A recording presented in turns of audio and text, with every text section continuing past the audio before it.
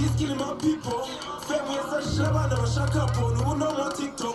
Pussy me my ship, but I choose a hijahino. Business illegal can do with Chirianiso. Yeah, cloud. This killing my people. Family is a shabba, never shut up on who no more TikTok.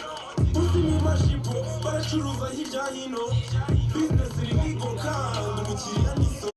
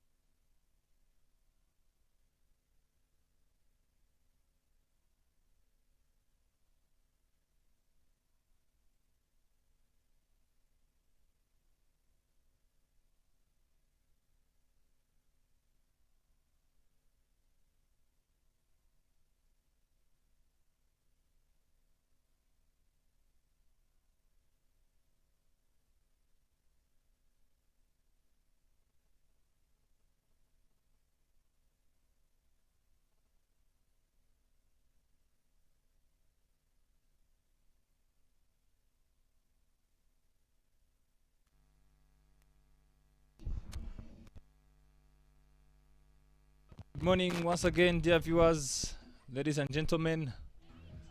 Day 7 of the 8th edition of Kwibuka Women's T20 competition. My name's Clinton Rwagumya, alongside the legend Martin Suji. Botswana has won the toss and will bat first. The batters on your screen walking in as part of the 11 today for Botswana. There is Olebogeng Batisani alongside Florence Samanyika. As well, the captain Laura Mofakedi, Shamila Mosweu, Tuwelo Shadrack, Gwabilwe Matome, Oratile Geresi, Tandiwe Legabile, who is back. Tapelo Modise also missed out yesterday due to an injury just before the game. Is okay to play. O'Neil Ketsimang, player of the match yesterday, again in the lineup. And Mimi Ramafifi. Number 12 today is Tebo Motlabaputi, who played yesterday. And for Team Rwanda, 3 changes as well. In comes Clarisse Umutoniwase, Merve Uwase, and Katia Wamahoro to replace Josiane Nyirangundineza, Alice Kuzwe, and Sifa Ingabire, who all played yesterday in that defeat to Tanzania. Opening the bowling for Team Rwanda is Immaculate Mhawenimana, as we say good morning to Mr. Martin Suji. Good morning, Clinton. Thank you very much. Coming into today's game, everybody wanting a win. I mean, Rwanda just looking to redeem itself from yesterday's loss. Botswana looking to capitalize on their win yesterday. Opening the bowling is Immaculate Mhawenimana. And facing is Florence Samanyika. The battle begins. Umpire on your screen there is John Trust Mayeku. And Prachapati. Fast ball. Full and loud appeal there. Good start, you'd say, from Immaculate. Straight on the mark. I can say today the body language of the Rwandan team is much positive than yesterday. Definitely they need to redeem themselves, so it's important for them to start from the very first ball.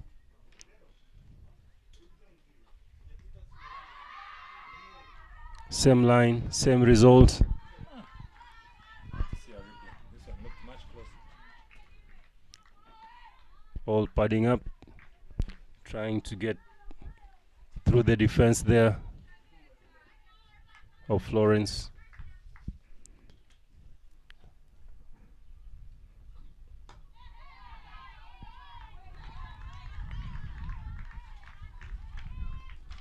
Much better lines, same ball, same result, dot ball.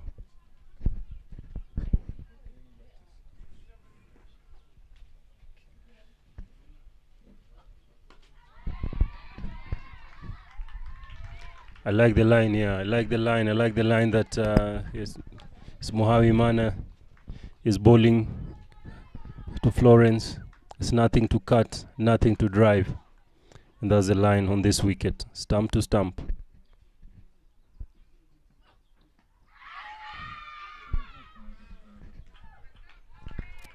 Same line, same result. They're trying to hit the pad here. Trying to crack the defense. They've gotten a single there.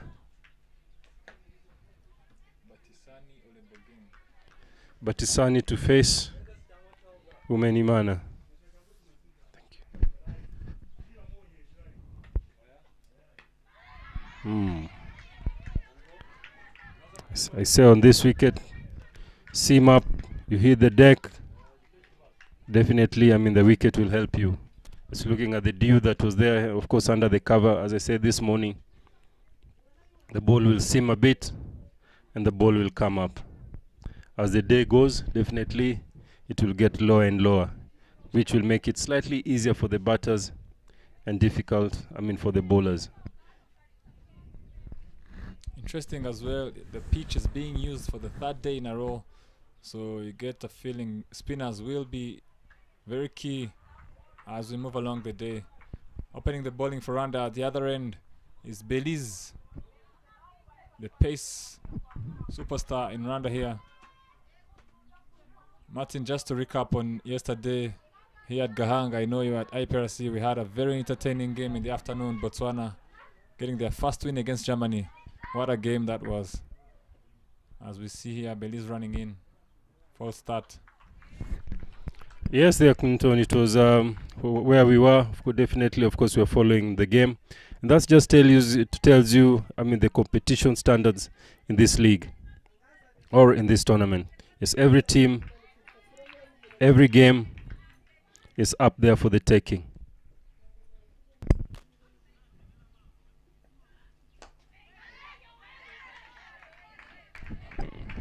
Seems the message from the coach to the bowlers is quite obvious. Ball stump to stump.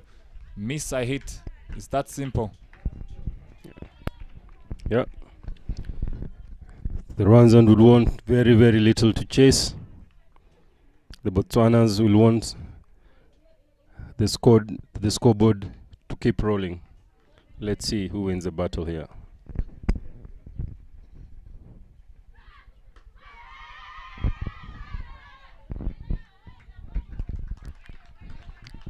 There's a market out there from the Rwandan team. There's a market. Everybody's buying. Everybody's busy. It's making it a very, very good competition out here. The bowler is being backed up, and the fielders are backing up the bowler. Lots of energy so far from the Rwanda fielders.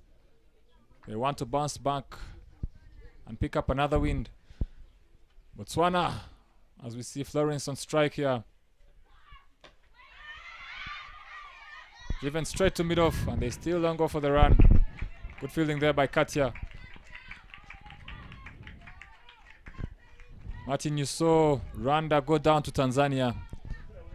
Would you say maybe Tanzania was just a stronger team, or there were some mistakes they would be looking to correct today here as Team Rwanda? I think that Tanzania came, they played very, very simple cricket, but very, very hard cricket.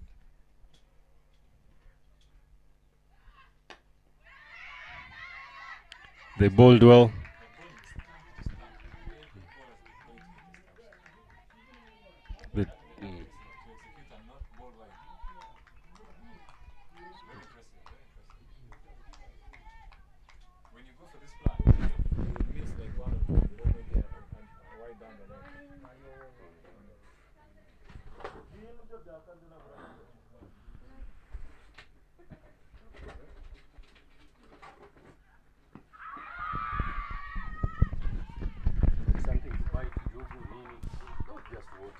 The Rwandan bowlers with a very clear plan.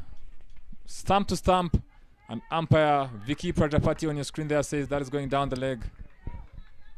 Of course, there's a bit of swing, but that would have missed leg stump. Last ball of the over.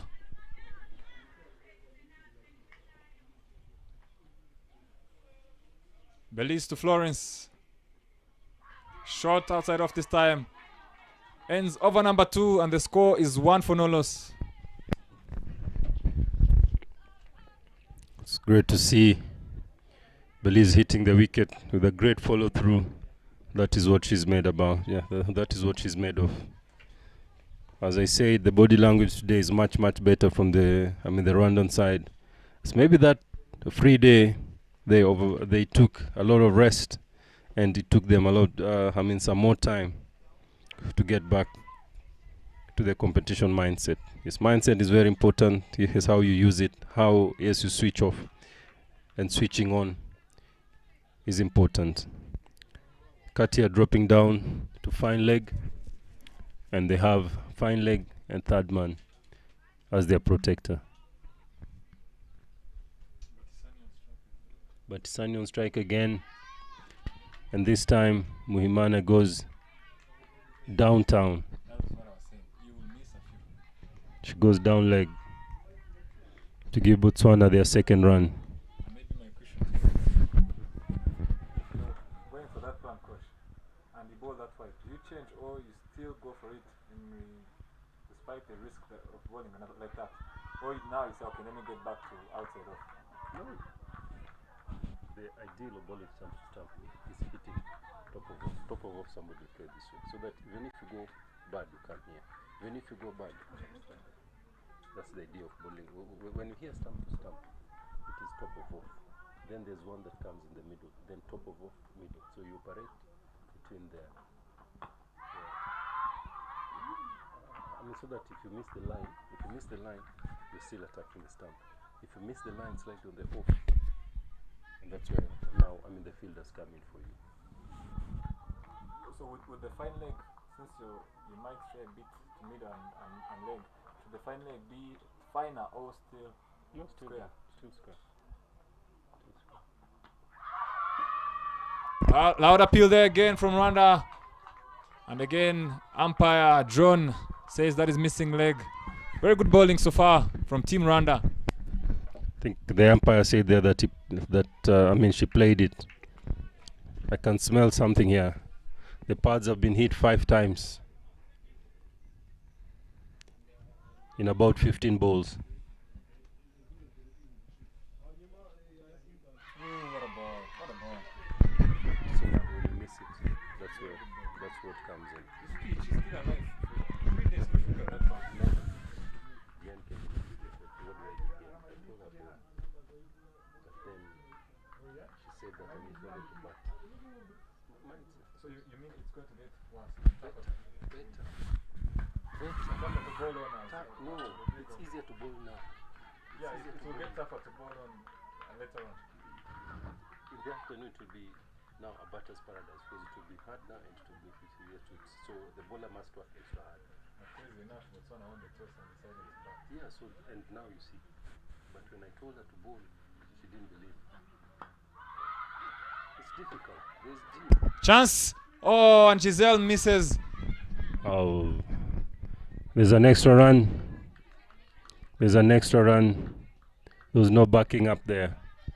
It is important that Katia was slightly asleep there to back up. It is important the slips and the keeper also to move to try and back up. There was a chance there of a run out. That's a missed chance there. Last ball of the over. Wonderful lines again there from Immaculate Muhawinimana. Ends over number 3. The score is 5 for no loss.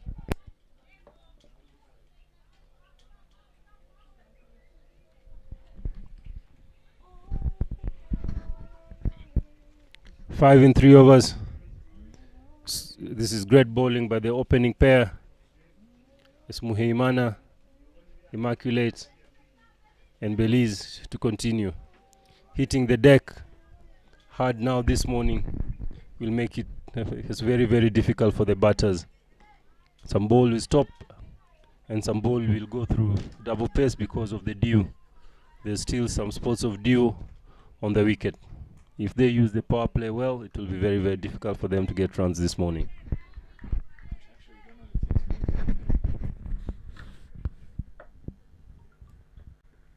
Short and cut away straight to point. Oh, and the fielder misfields. Oh, you don't want to give the easy singles. The bowlers have done well to create pressure, and the fielders really should have done better. Florence Samanyika gets off strike to bring Batisani now to face. It's Germany, Uganda.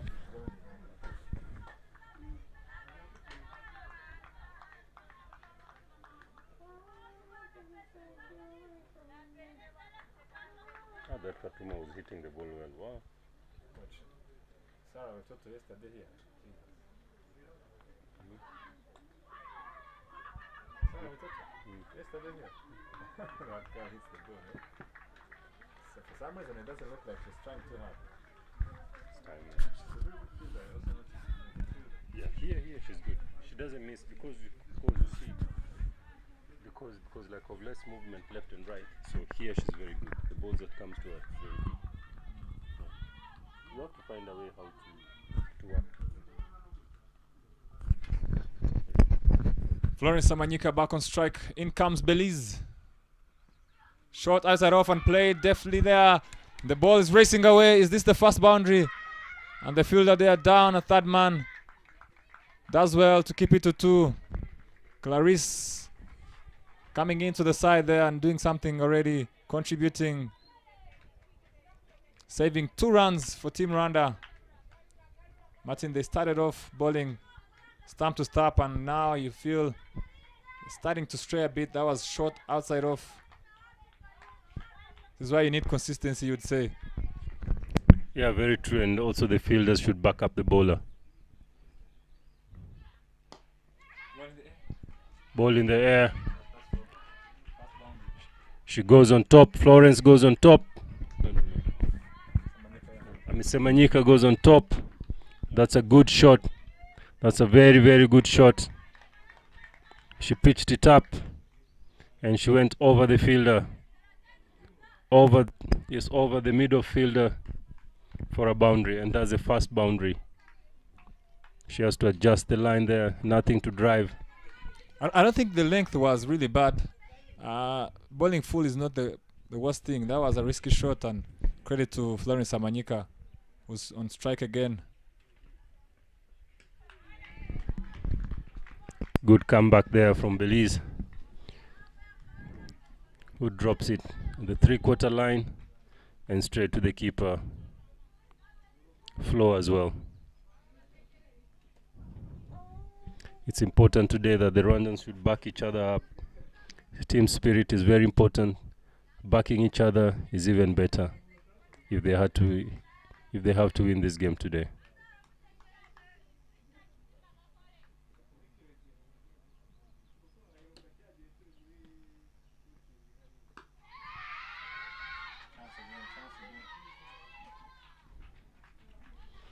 That's a good run, drop and run, soft hands. Something that has really, really improved this tournament is the running is in between. Very, very good communication. It shows that, the fitness is up there. Every team has worked on the basics of the game. The calling is loud. Yes, no is very, very loud. And the rate of run out has decreased compared, to last year. You can see the commitment on the run. You can see the commitment of the strike rotation. अब सुनो, हम आपको जाने देंगे। इतना सिखा दीजिए कि हम फौरन कैसे जाएंगे। स्पोर्ट्स का असली अखाड़ा। इस गेम में वित्तीय जोखिम के तत्व हैं और इसकी लत लग सकती है। कृपया जिम्मेदारी से और अपने जोखिम पर खेलें।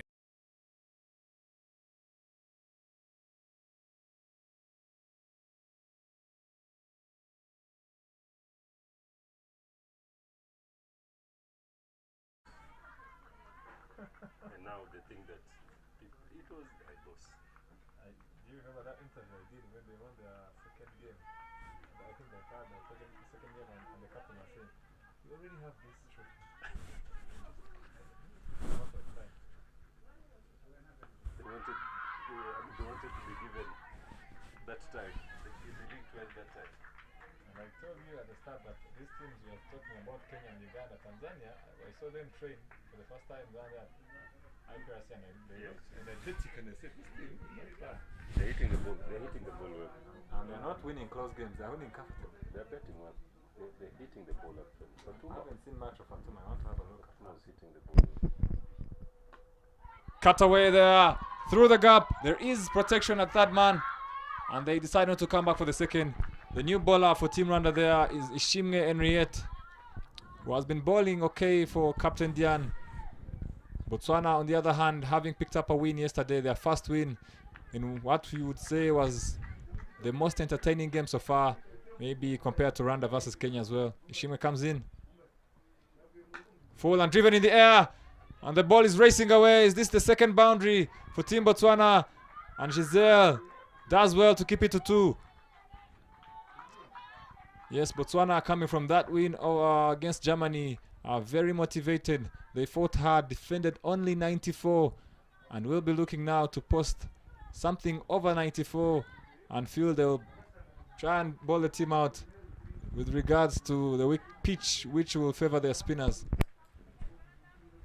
Hey, kabisa. Coach, do you want coffee? Yeah. Which coffee? With the samosa. Full again, driven in the air.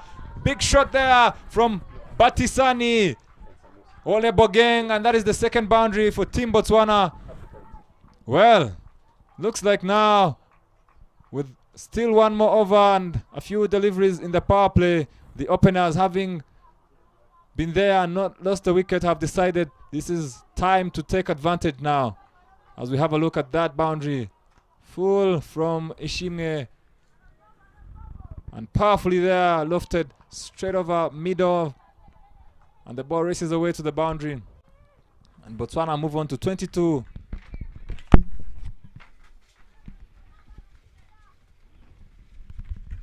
Ishimwe.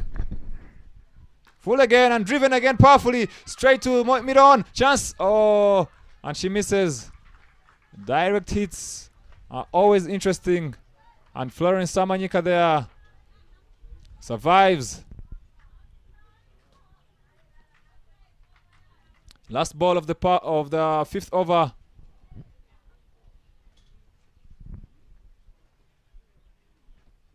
Much better line and length there from Ishimwe Henriette. Ends over number 5. The score is 22 for Nolos. Is this Samantha? Yes, talk to me, Samantha. Talk to me, I'm here. Yeah, talk to me.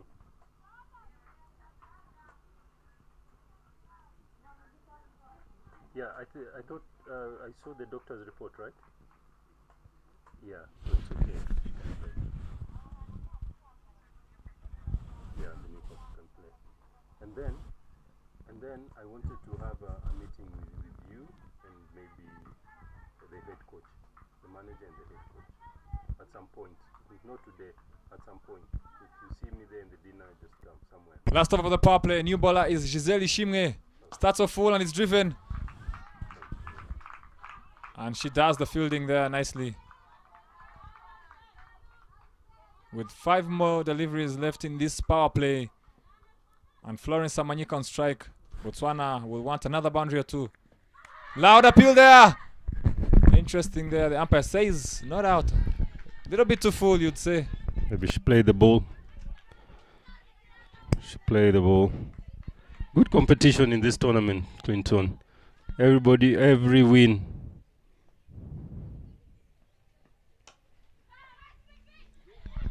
Oh my goodness. Another chance goes down for Team Rwanda. Coming into the lineup today, Meve there could not hold on at mid-wicket. And Florence Samanyika picks up a single. And for Botswana, crucially, they don't lose a wicket. Yes. No. And now, Batisani, the aggressor of the 2 on strike. False start there from Giselle Ishimwe.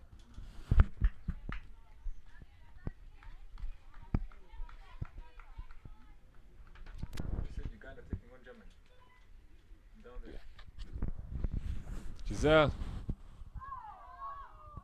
down at IPRC Oval. Uganda is taking on Team Germany, who are still yet to get a win in this year's competition.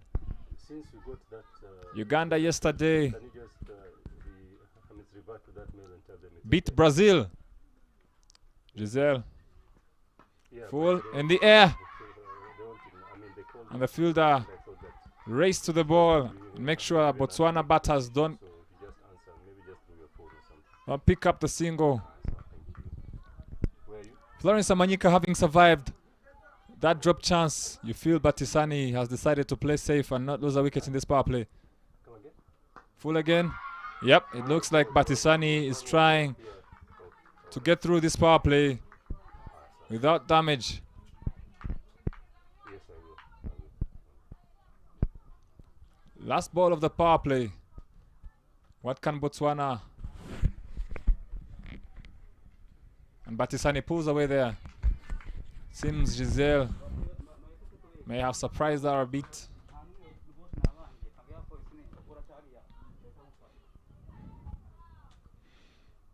There is third man at the rope. The only fielder outside the circle, so can Batisani capitalize? Full again. Another dot. Landry is sending you a mail, right? Yeah, Landry is And that is the end of the power play. And the score is 24 for no loss.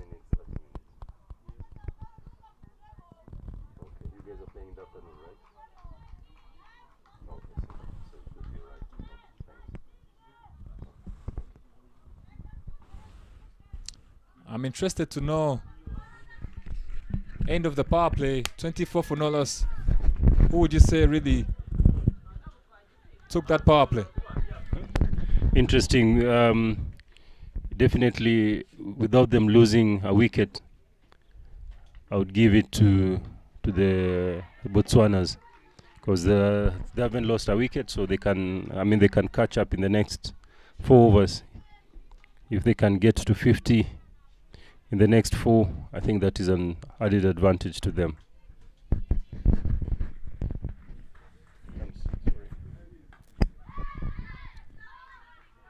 Good fielding there, but overthrow. The backup wasn't up to mark from Captain Dian.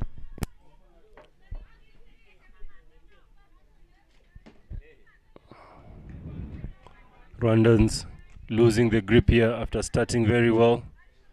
A drop catch, an overthrow now, not backing up. They need to stay calm. They need to stay calm. If the wickets are not coming, you just need to be patient. Don't force it up. Henriette comes, swing and a miss. Good competition here. You bowl a bad ball, I go. You bowl a good ball, I get a single. Henriette continuing her second over, facing is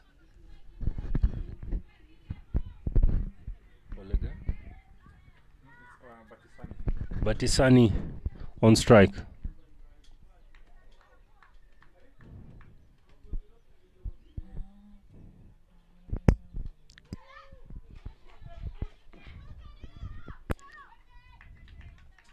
Very good calling.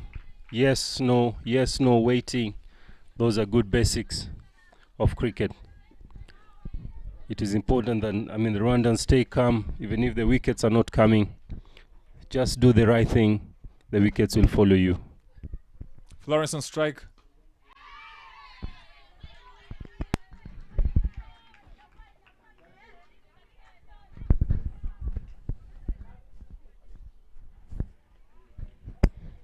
In yesterday's game, it was nice to see the men national side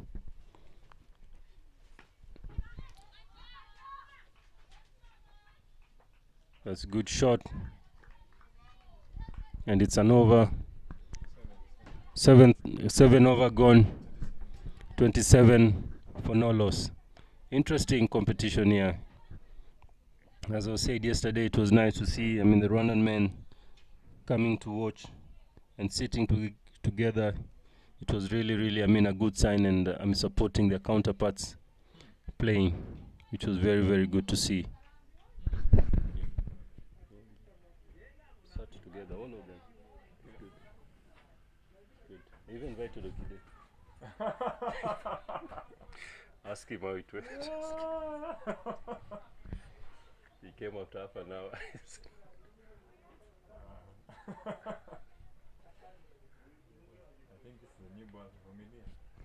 New bowler,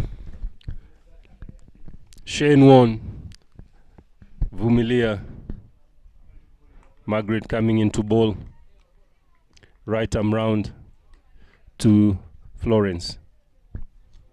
They need a wicket here.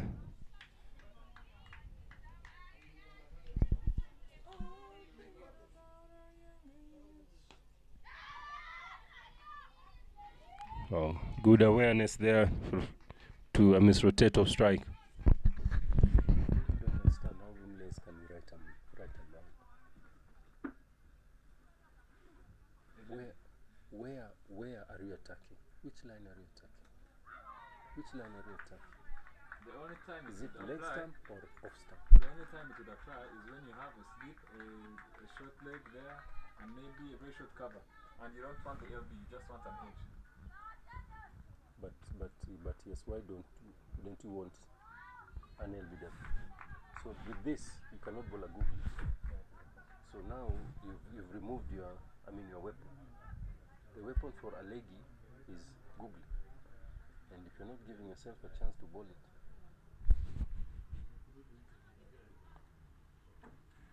And here even sweeping. Even if somebody sweeps you, it's very difficult for you to get LBW.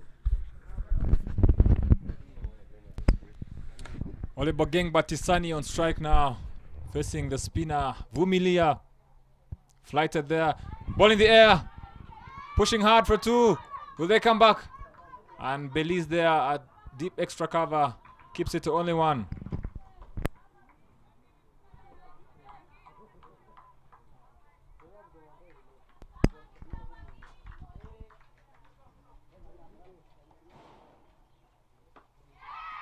Very good running there from Team Botswana.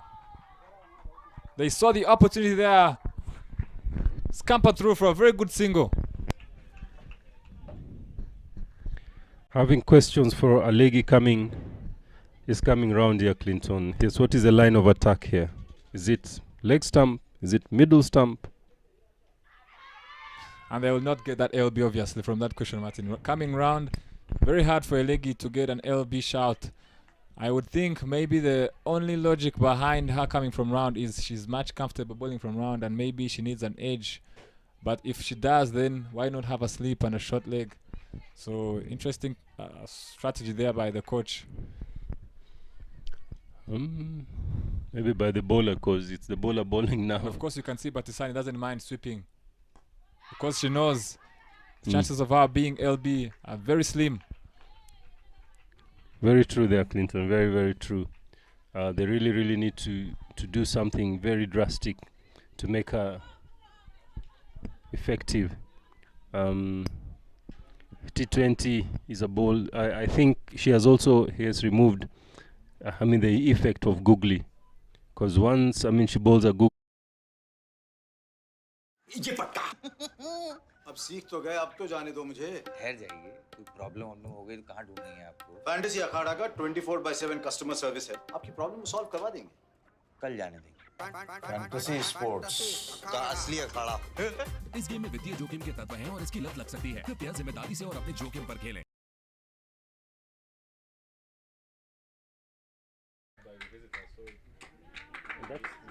The schools are closed.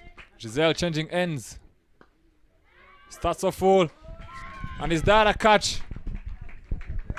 First wicket down for Team Rwanda. Ishimwe Henriette takes the catch. And Florence Samanyika has to go.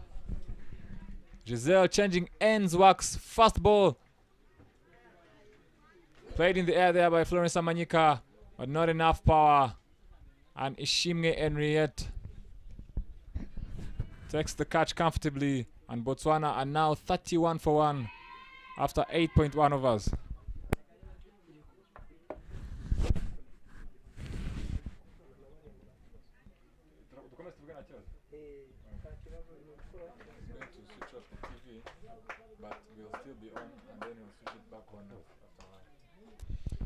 New batter in for Botswana is Shamila, the classy, stylish left-hander who yesterday bowled Martin. I judge the best ball of the tournament so far. For anyone out there who'd like to have a look, you can go to YouTube and type in Botswana versus Germany. Just go right around the end of the second innings. You'll see that ball I'm talking about. Bowling to a lefty, bowling off spin. The ball pitched way outside leg and bowled her around her legs. But she'll be facing Ishimwe Giselle, who's changed ends and picked up a wicket straight away.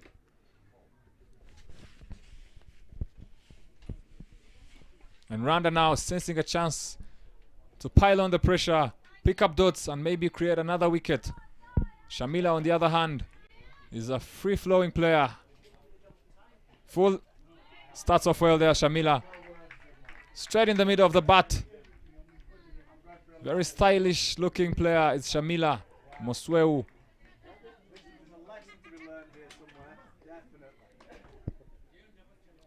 Comes Ijel. Walked away there on the on, pushing hard. And they pick up a single and Shamila is underway. And now the left-hand, right-hand combination, of course, will lead to so many changes every time they exchange strike. As we see from Team Rwanda here, bringing in fine leg and pushing mid on down to long on. And third man. Interesting, yeah, after the power play, Captain Diane still only has 2 fielders outside the circle. She still believes dots and pressure, cutting the singles is the way to go as Giselle runs in. Full and missed by Olebogeng Batisani. Missed opportunity there to score a boundary. There is no protection at the deep.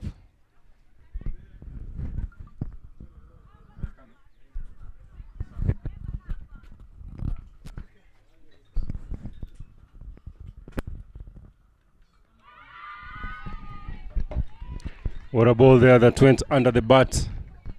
Giselle taking opportunity of a good line to try and get on the second wicket.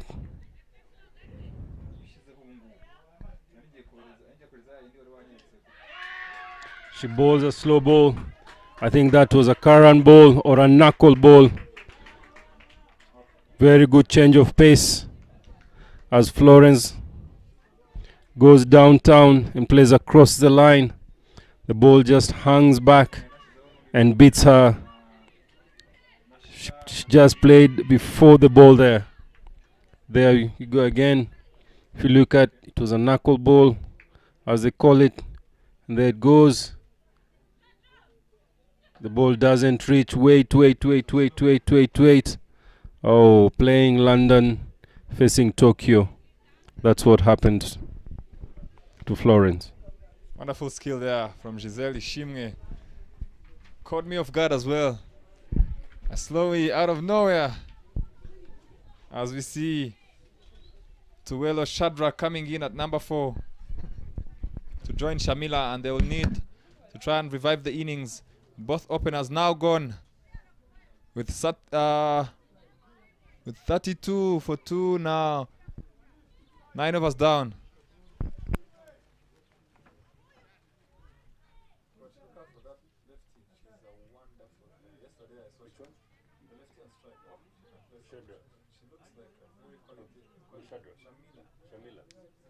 Somehow she just gets out. She gets tired. She will score like 3 very good boundaries and she gets tired. She looks class above the rest. Just look at the way she plays. Doesn't miss anything. Her and Janet Monats of the opener for Germany always gets out in the first 6 balls. They never miss anything. Look at the Shamila now being slightly watchful, having lost Batisani. And the spinner will see a chance here to pick up some dots.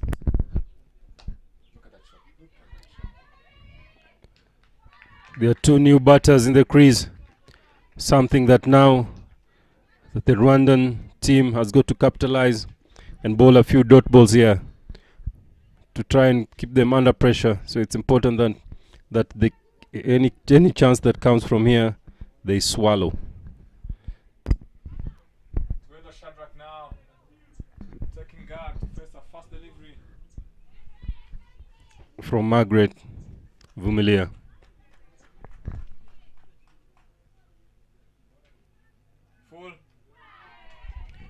I think it would have been important, Clinton, now to have a sleep, even if it's just one sleep for a couple of balls, just to put Shadrack under pressure. Interestingly, the captain opted for a deep square. Loud appeal. Oh, interestingly there, the umpire raises the finger. I have a feeling that pitched outside leg. Let's have a look at the replay. Interesting. As we said, from Maggie coming round and bowling across.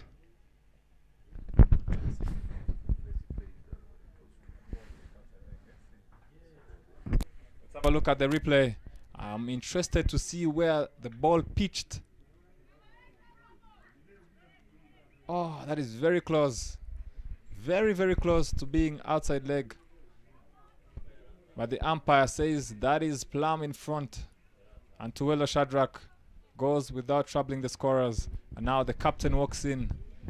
Try and revive the innings. Build a partnership with Shamila. Captain Laura now on strike. Taking guard on middle stump. Vumilia though picks up her first wicket. Chance to get another or two for Team Rwanda.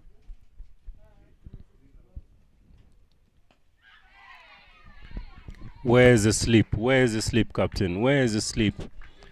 So that they can be tentative of coming forward and bowl a few dot balls. For wherever there's a sleep, batters always have jitters coming forward.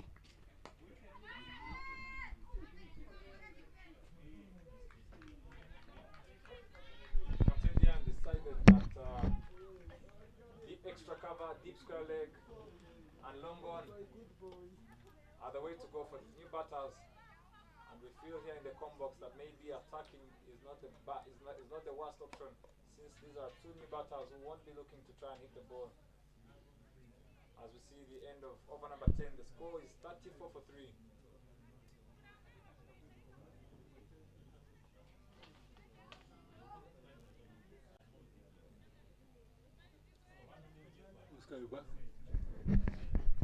Giselle coming back for a third over.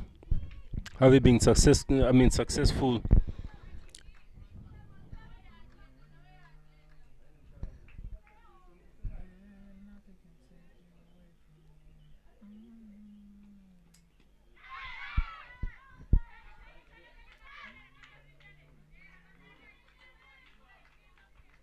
Lot of responsibility now on the shoulders of the captain and Shamila to try and post something defendable.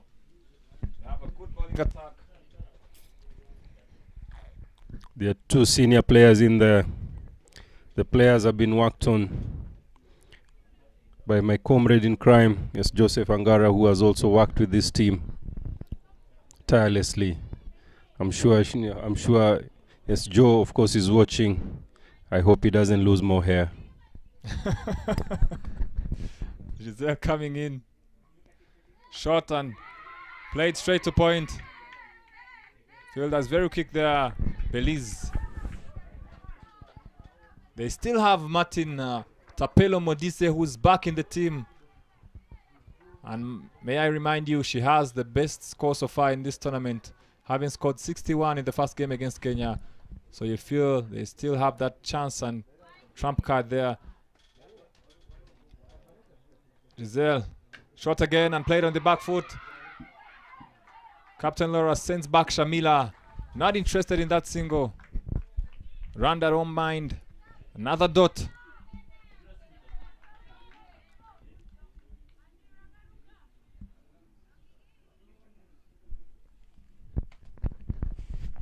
Shamila on strike. Played powerfully in the air. They run hard for one. Will they come back for two? Good fielding there by Ishimwe Henriette at long on. And now we get to see more changes as the right-hander comes on strike. Something the Botswana has done is to hit the ball straight. And if it's pitched up, they've gone hard straight with full face of the bat, making them a very dangerous side. So getting their wickets will not be easy. Giselle comes in again, bowls a slow ball, and it's whacked down to the cow corner. Today the cow corner looks busy. The cows are grazing there. There's lots of runs around cow corner. And the captain, you feel, could not miss out on that opportunity. And smacks the ball straight to cow corner. Another boundary for Team Botswana.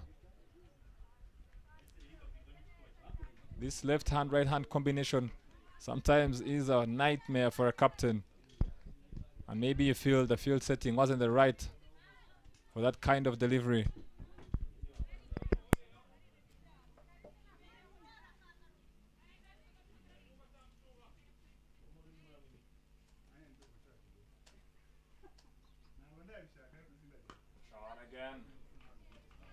And again it's Captain Laura.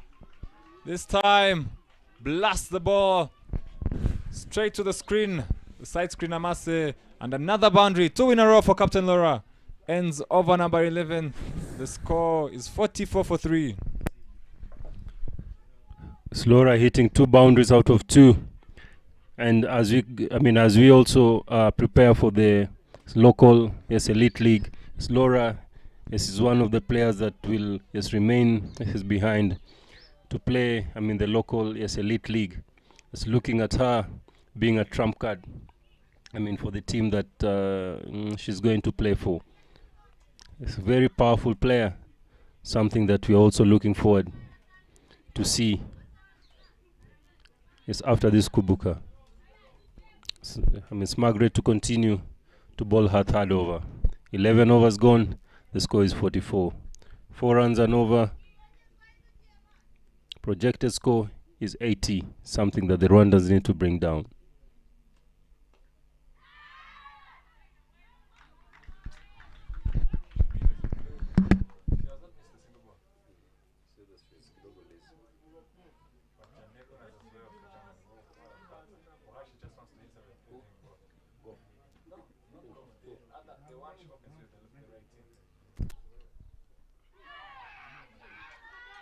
Chance there for a quick run, and Captain Lara calls Shamila through, and they decide not to go for the second. Team Botswana, after losing those quick 3 wickets, are now ticking along slowly but surely, and this is a very key partnership for them to try and post something for their bowlers to work with. Bumilia bowling her third over to Captain Laura.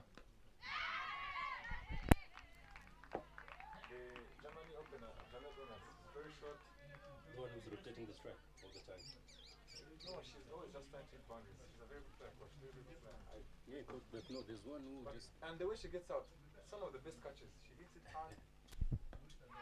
Flighted delivery there from Vumilia, and Captain Laura plays it defensively and respectfully. Another dot for Team Rwanda.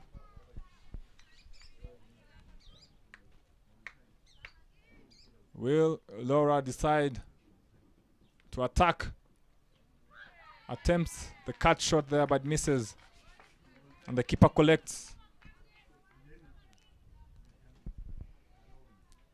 Last ball of the over. Flight again and played powerfully there to the cow corner again. And they push hard for 2. And the fielder in the deep, Merveille there, does well. Ends over number 12. The score is 47 for 3.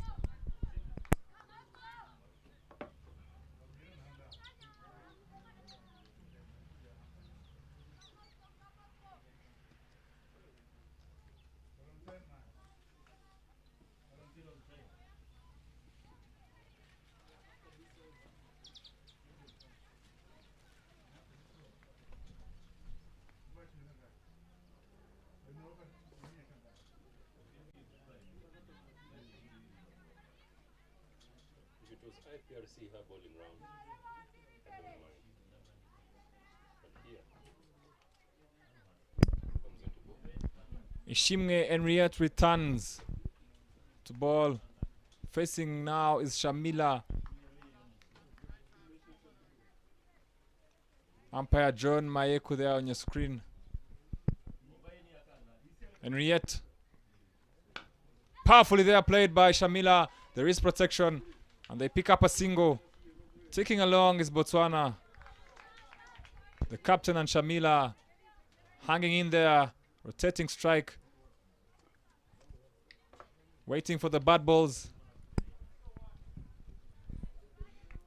Rwanda though has bowled okay so far. We haven't seen too many extras. And they'll want Botswana to get every run off the bat. Full and driven. But the fielder does very well and attempts the run out and hits the stump directly. But Laura, of course, is in our crease.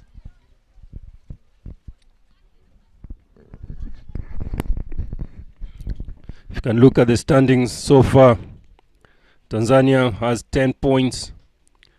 Kenya has 8 points after playing 5. Every team has played 5. The Nigerians have 6 points. The Rwandans are 6th with 4 points. Brazil 7th with 4 points.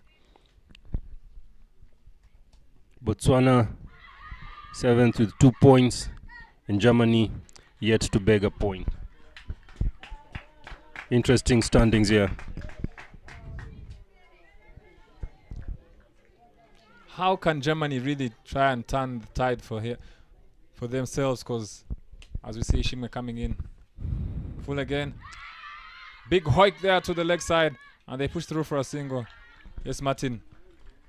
The Germans just need to play positive cricket.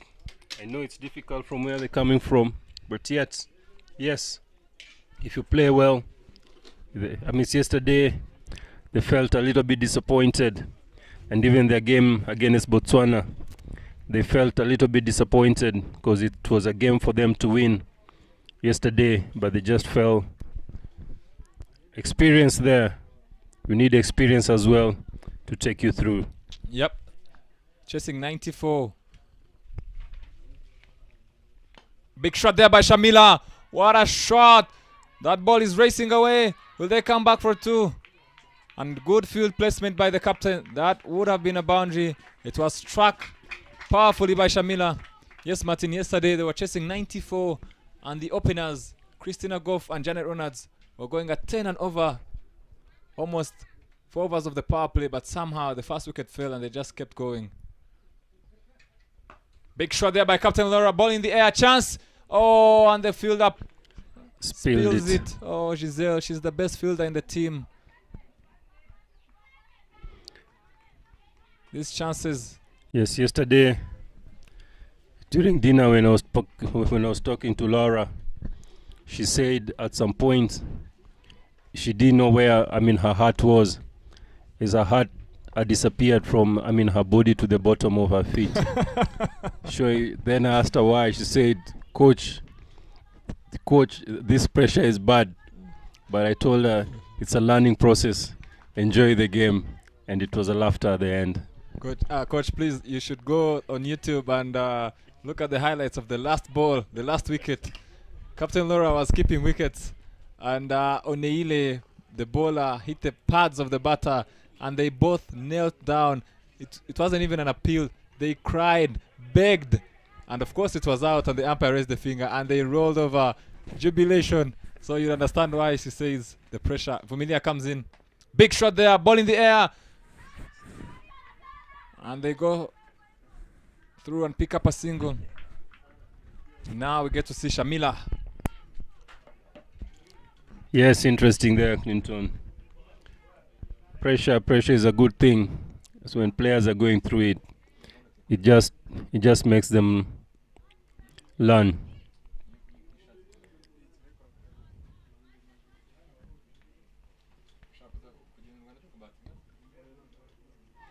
Well, I can see that the Botswanas are playing the cow corner very well. A shot that Joe would play any day, anytime. What a player. Big shot there we again go by again. Shamila. I say the cow corner shot. I think the Botswanas are working very hard and hitting the ball very well to the cow corner, sweeping it, and that was Joe's favorite shot. He never missed even a single ball. Well, Martin, we've seen so many of those swipes to cow corner. Do you put an extra fielder there, or you just say the deep mid wicket and long on are enough? I think if you can slow down the ball so that they miss the line, so that when they sweep, they can spoon it up to mid wicket. It's also working with your trajectory on the ball.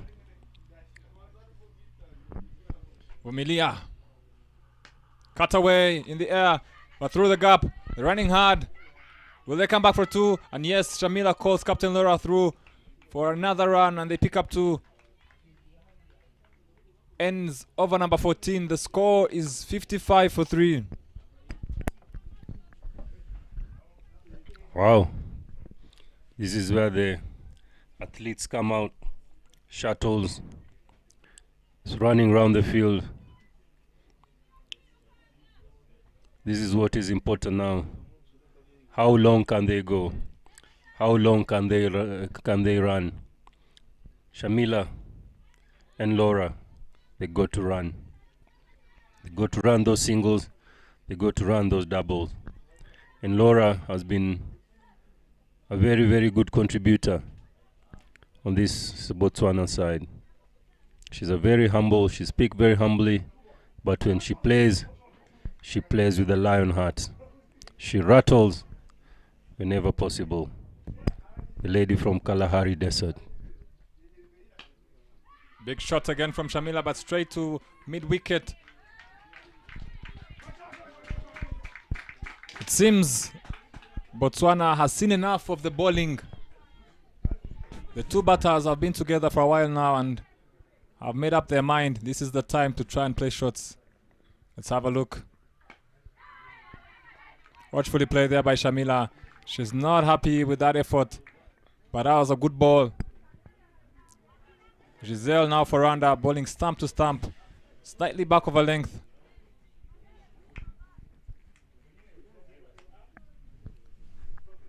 Full this time. Shamila misses. Very ambitious swing of the bat. I don't know if Joa sent her a text that anything you get, you swipe it down cow corner. Pressure now. Short and cut away there beautifully by Shamila, who picks up a single. Very good timer of the cricket ball is Shamila. She seems to be in some discomfort. I just of course, also want to thank the Botswana board, for making it possible for these girls to be here. Faiz and your group, asante sana. It is a very, very important, it's very, very important for the boards to work together to make such competitions to go on, because if there's no cooperation, if there's no friendship, if there's no understanding, then definitely it will be difficult, for Rwanda to host this tournament. So the German board, Brazilian board, Nigerian board, Ugandan board, Tanzanian board, Murakoze Chane. As Shamila is down. The physios, are on the field and are attending to Shamila. It seems like a cramp to me, so we hope she'll be fine and continues. And of course, Martin, let's not forget the other countries and the other cricket boards who can also participate. Rwanda cricket, we know, is always here with open arms. There are so many other boards out there, Ghana, Namibia, who have actually been here before. We would like to see more teams and more countries participate. Very good initiative here, and it's for a good cause, remembering those we lost, families we never knew. And that is what sport really is all about. Spot on there. It's important that if you want to be part of it, if you want to be part of this, if you want to be part of Kwibuka, you are most welcome. All you need to do is contact the Rwanda Cricket Board, and as you can, of course, you can work together to invite you here. I also thank the Zimbabwe, the Ghana, and the Sierra Leone for for being part, even if they didn't make it. But I'm sure the 9th edition, yes, will be here.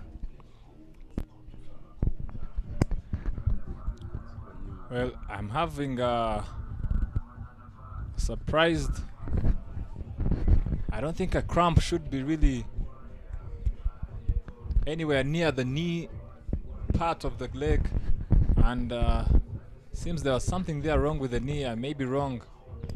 She's in a lot of pain there, and I don't think she'll continue. I don't think, Martin, this is anything as simple as a cramp. I think there could be a long-term injury here. This is a knee injury. Oh, Injury. She's pushed herself. She's really, really loved this tournament. This tournament means a lot for Shamila. Playing in Rwanda means a lot for her.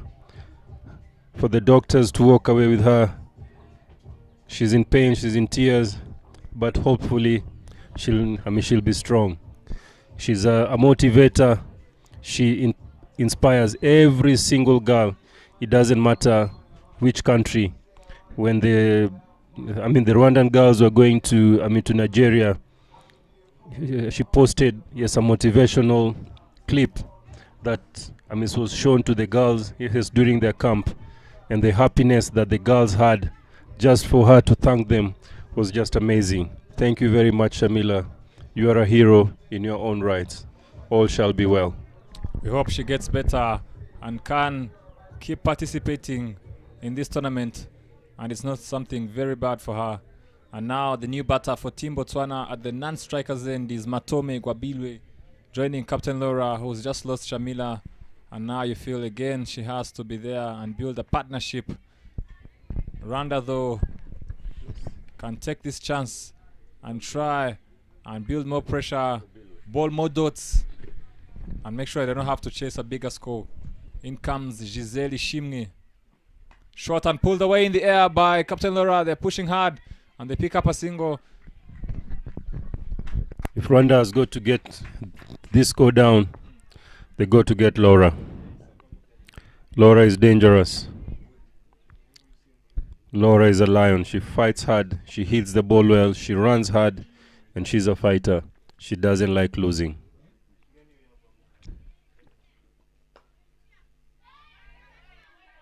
Well, Matome seems to be not there to hang around. Straight away, that ball is driven powerfully, but there was protection there at mid-on. Ends over number 15. The score is 57-3. Yep. Afternoon game. The Nigerians are here versus Tanzania. Don't leave the screen. If you don't have bundles, get it. Get more bundles, because today they're very, very good games. From Kigali, Rwanda, the land of milk and honey. It doesn't get sweeter than that. Change of bowling. Henriette Ishimwe comes back to bowl her last over.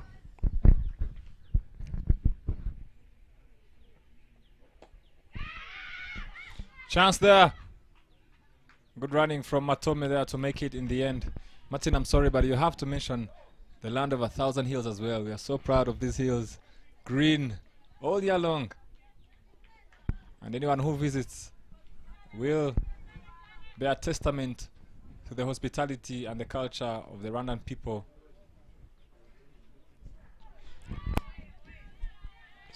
I'm sorry, Clinton. I know there, of course, you got a little bit emotional that I didn't mention the full package.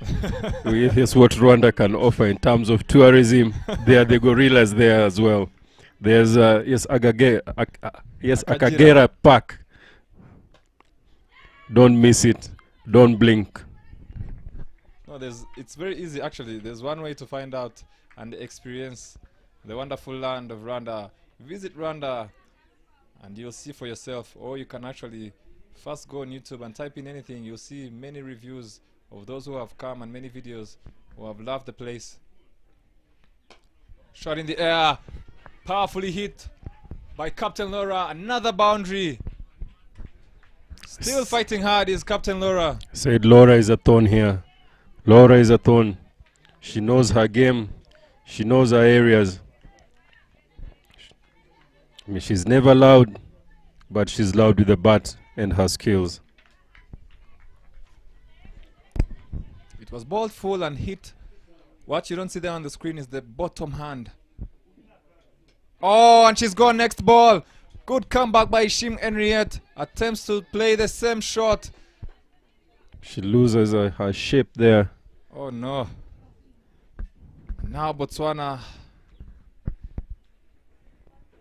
This is the time that Tapelo Modise, the best innings so far in the tournament, this is her time. She comes in and she can do some damage if they don't dismiss her quickly here, Team Rwanda. But you can see on screen Captain Laura very disappointed. You cannot blame her. With only 4 more overs after this one left in the game, she knew she had to start playing some shots. She's done her part. to lay a foundation for the launch, giving, I mean, the tail end batters to use their bottom hand, which is very, very, it's a good ploy, it's a good plan. Hope Shamila will be back to finish the innings whenever possible. Now for Team Rwanda, they need to be very aware that Tapelo Modise is very good playing the sweep. Do not go anywhere near her pads or even short outside off. She is very good on the cut as well. And she doesn't play the defensive kind of cricket. She is very attacking, as we see Ishime coming in again. There's Tapelo Modise. Chance of a run out. And the umpire says yes. Oh no, Tapelo Modise. Fast ball is run out. Called there quickly by Matome. And they lose another wicket. 2 in succession. That is very good fielding there, but I doubt the position of the umpire there, Clinton. I doubt the umpire's position there, but it was well judged. Let's have a look at the replay, Martin. There we go. I think it was out. Let's see. It was out, yes. Yes, look at the good pick and throw. One bounce. Look at the umpire's position Yep, there. Martin, that is out. It is out.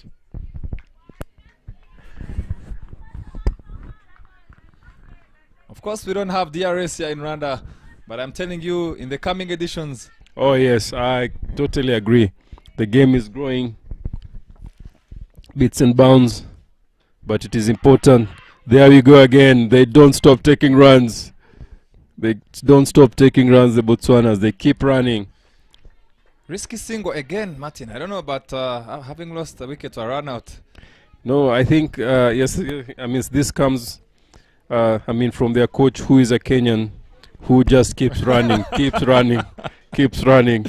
And there you go. I can just see on your face, Martin, there could be some memories. Would I be wrong in assuming you are a victim to Mr. Joe and his running back in the day? He's a guy who used to drive the ball. Even if he drove it, he used to reward himself by taking a single. It never mattered when he could call the whole world one, and for sure, if you're, I mean, the ninth striker, you just have to go.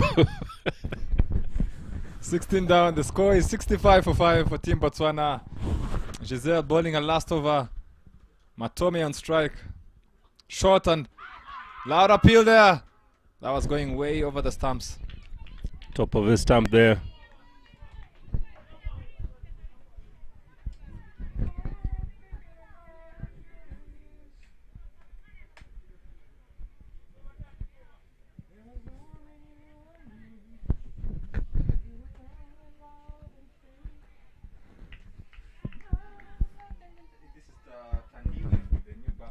Tandiwe coming in. Fast ball, she's gone, Martin.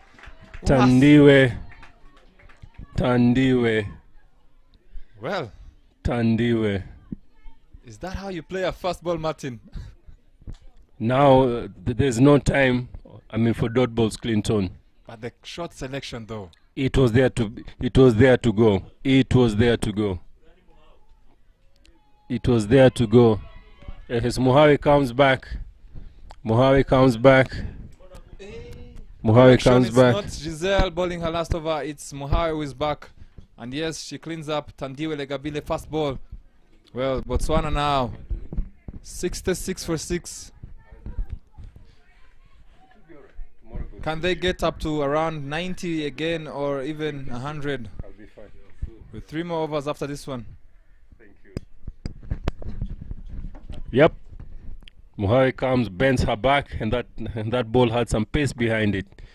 She's a thrown as well. She's worked hard on her bowling. And she's a sister to Sifa.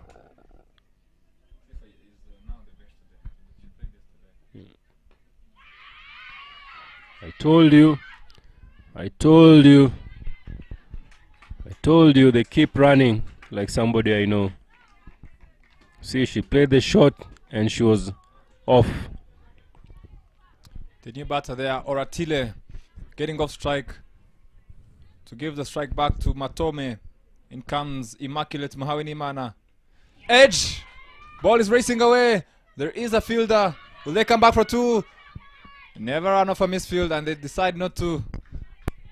It's a fumble from Smelve, who recovers very well, and very, very good backing up there from his Belize as well. Yes, I mean, the Rwanda sees an opportunity here to get out its Botswana with as low score as possible.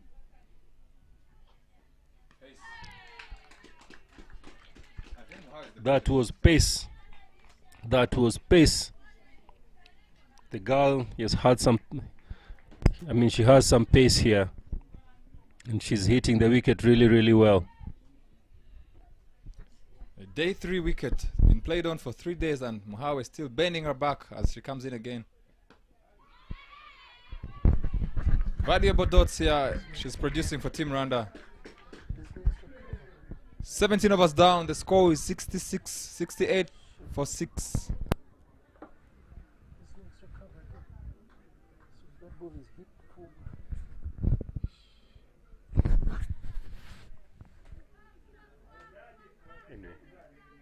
These are the things I need to work on.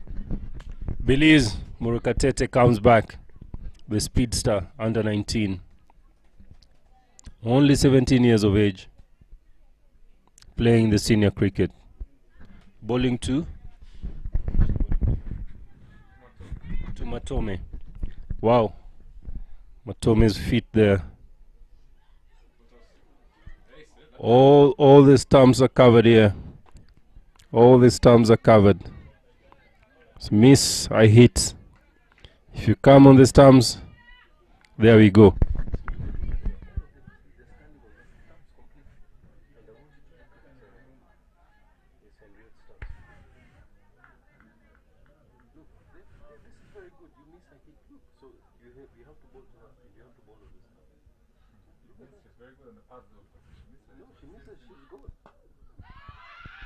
Chance!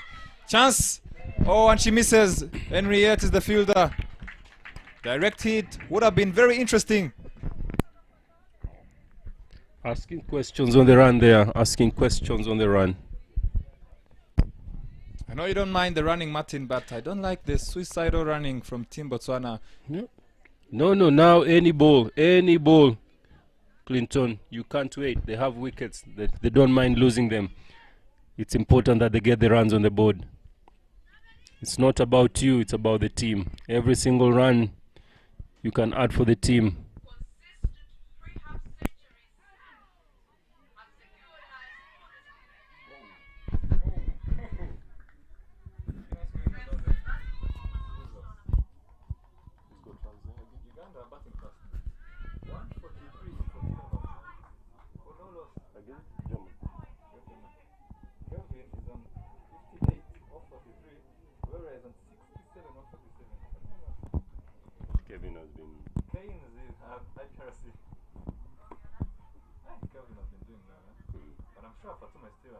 It's because she played here. Before this, she came here. Belize running in. Played watchfully there by Matome.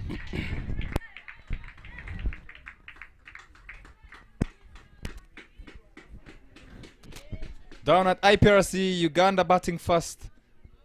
Taking a liking to Germany bowling. They are 146 for no loss in 14 overs. And they're piling on the runs. Full toss. Swept away straight to mid-wicket. Chance again. Missed by Margaret Vumilia. And Team Botswana still running hard. Committing to the runs. Even though the ball was straight to the fielder. Wow. Told you. I told you. I know where all this is coming from. Well done, coaches. You've done well. I don't like it, Martin. It's suicidal. Belize running in. But it's bringing in the runs. The runs are coming, Clinton. It doesn't matter. The runs are coming. It's about the team. It's not about you. Belize there bowling wide. This is where death bowling is very key. No extras. Nail your Yorkers. Change of pace every now and then. Botswana, slowly but surely now, has moved on to 73. Belize is running in again. Shot and played straight to mid-off. Another suicidal run. Chance again. And this time I told you, Martin, they don't miss. Ishim Henriette missed before, but this time, bullseye. And Oratila goes. I would like to know that strategy by Joe. I don't like it, I said. And it's cost them a wicket. Let's have a look at the replay. Talk me through the replay, Martin. There you go. Good shot. Good pick. Aim. One stump to hit. Bullseye. Don't stop running, Botswana. Keep running. And again, Martin, Keep running. saying they keep running. Keep running. I don't want to be bowled out with still overs and deliveries left because of suicidal running. Keep running. Avoid dot balls. On the other side, Uganda are 152 for no loss. Kevin Awino, the broom again. 65 in 45. Gloria Abuko, 69 of 48. Runs galore in IPRC. You have to feel for Germany, Martin. Still yet to get off the mark, and they have to face up to that. They might need to chase something around 200 if they are to get their first win. Very tough cricket this. They've come to learn. They've come to learn the hard way. That is the only positive thing that they'll take home. They'll take a lot of positives from this tournament. It's not about winning for them. It's about the learning curve. And if they can learn and go better cricketers, that will be great. New batter is Mimi Ramafifi, but on strike is Matome. Full and driven. And this time they get the single. Ends over number 18. The score is 74 for 7.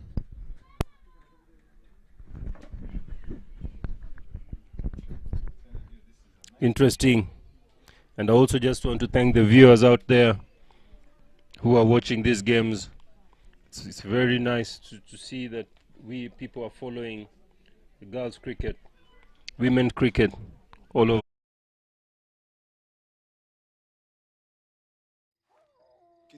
कितने पैसे चाहिए? पैसा नहीं, इज्जत।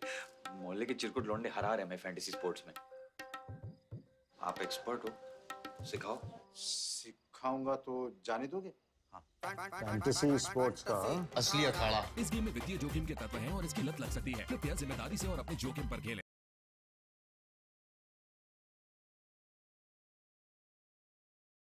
To bowl her last over. Facing is Matome. Straight away, Muhawe on the mark. Back of a length. Another dot. Muhawe has come in very, very well this game. The energy was up there from the very, very first over. She hit the wicket hard.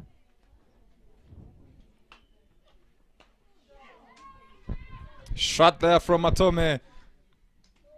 Martin, I think there is a competition between Muhawe and Belize in regards to pace. When Muhawe bowls from that end, you can see there is effort. And when Belize comes at the pavilion end as well, you can hear the grunt bending her back. Of course, there is some wides there that you'll concede in that kind of cricket. But I like the competition by the two youngsters. Yeah, very true. They say that you compete amongst each other and it brings the best out of the team. And of course, you know I love pace. As we see Immaculate again bending her back. Another chance.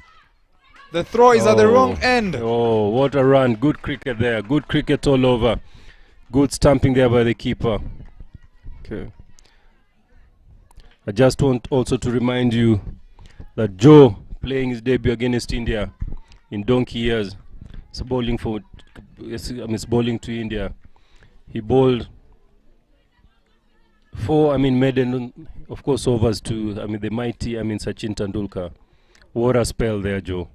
And for those that are wondering, Joe means Joseph Angara, the Kenyan legend. Muhawe comes in, shot and pulled away. Lovely shot there by Matome, and the ball is racing away. They come back for two. And Belize does very well there. And yes, good running. They come back for a third.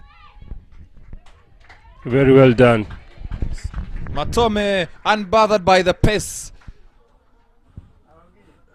Immaculate goes short, and we see the pull shot come out there from Matome. And Botswana ticking along. 79 now.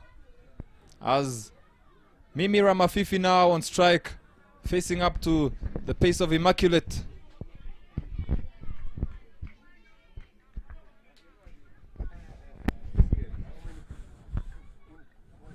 They have been the whole day. Maximum was 3. Mimi Ramafifi on strike. Starts off very watchful there.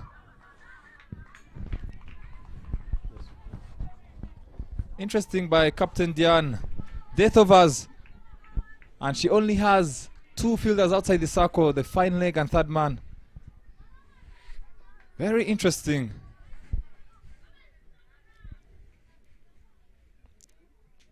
Last ball of the over. Full. Big swing of the bat there from Mimi Ramafifi, and she misses. Ends over number 19. The score is 79 for 7.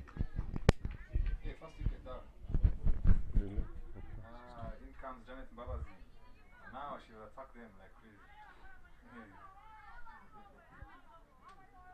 Why do you guys always trust, even if in the boundary, you guys cannot help each other? We collide. That ball, Belize would have just picked it, gives it to Henriette, waits for it, and throws it and save 1 run. Why must it be just you? You guys scramble for the ball. Baptiste, why must it be you? Why can't you just say, wait, you pick it to give it and it's thrown?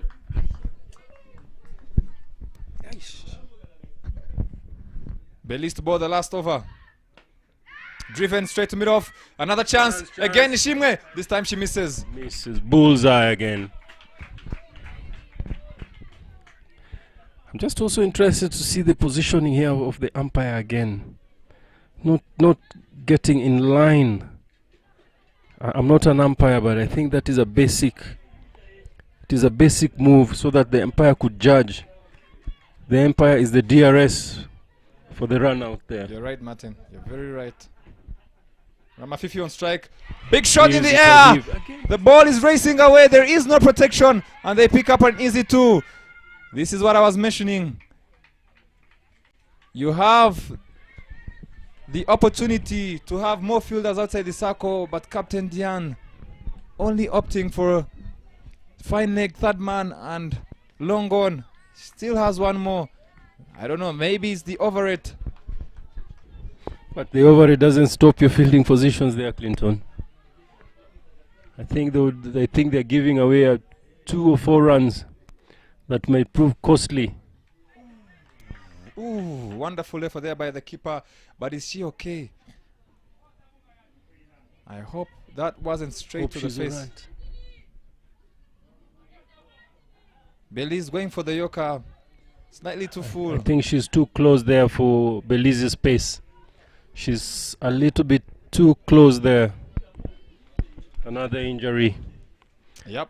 This fast ball. Uganda, Germany 170 for the loss of 1 wicket. Mbabazi joins Kevin Awino, the Broom, who has played so fantastically in this tournament. Maybe her attribute to play well is she also was involved in the domestic league of the Rwanda cricket, something that is very, very important in women placement. When you go somewhere you play, and when you come back you feel more at home than being away, and that is the difference between her and many other batters. She's she spent a lot of time here in Rwanda playing for the local club Charity, and I also want to thank Charity for giving her that opportunity for her to play. Now look at what she's doing. She's the highest scorer now. There is good competition, Martin, in regards to top run getters. Fatuma, 1 innings, is at the top. And then we see Calvin. And there are others as well. Christina Goff, the captain of Rwanda here, who will have a chance as well to add on to Atadi. Good competition. And of course the wickets as well. These women are improving every year. And that is good for the growth of cricket in general. As we see the keeper now, okay. The pace bowlers, this happens everywhere around the world. Some people are victims to pace. Pace bowlers trying to bowl as quick as they can. And the keepers have to take those bullets straight in the hands. And yes, that was on the arm of the keeper as Belize runs into ball. Another chance. Again, throw at the wrong end. No limit for speed here, Clinton. No limit for speed. Sometimes the faster it comes, the farther it goes. Yeah, that is very true. Sometimes you bowl a bullet and a missile returns. you take cover. Belize. And there we see a big shot. Save your legs, please. Matome. Correction. Ramafifi. Oh, yes, it is Matome. With a big shot there, down to deep mid-wicket. Picks up a boundary. Yep. Try to bowl too quick. You lose your line and length. And the batters here at the end, they don't miss out. Another boundary for Team Botswana. I think here there's a field placing here. They need to protect themselves. They need not just to protect the singles. They also just need to protect the boundary. There's no field protection again. Still, there is no protection. I'm worried here. I think the Rwandan captain has given the Botswana team 10 extra runs. Last ball of the innings. Yeah. Big swing again. Short again. Running hard. On the leg. Will it get to the boundary? And they pick up another boundary. Team Botswana. These women are fighters, Martin. I saw it yesterday, defending a very low score. They are never down, always pushing hard. And Matome, what an effort. Will it be enough for them to defend and pick up another win? The score is 91. Let's have a replay. Very good. Very good there from Matome, but you have to say the bowler. Down the leg, really. With fielders on the off. And Rwanda will need 92 in 20 overs to win this game here at Gahanga Oval. At IPRC, of course, Uganda still going strong. At 181 for 1. Kevin going for her 100 there. 19 more to go. Kevin the broom. She's sweeping, swiping, wiping. Smashing. 81 runs. 19 to go. Keep going, Kevin the broom. You are cleaning well. You are doing the right thing. Keep going. Rwanda needing 92 runs in 20 overs. We'll be back in 15 minutes for the chase. Don't go anywhere. Thank you.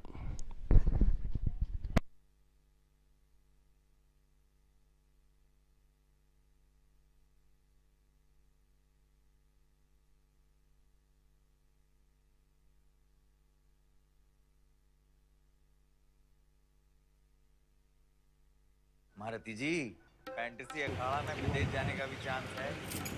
अब सुनो, माँ जाने देंगे। इतना सिखा दी। Foreign कैसे जाए? This is sports का असली अखाड़ा। इस गेम में वित्तीय जोखिम की बात है और इसकी लत लग सकती है। कृपया जिम्मेदारी से और अपने जोखिम पर खेलें।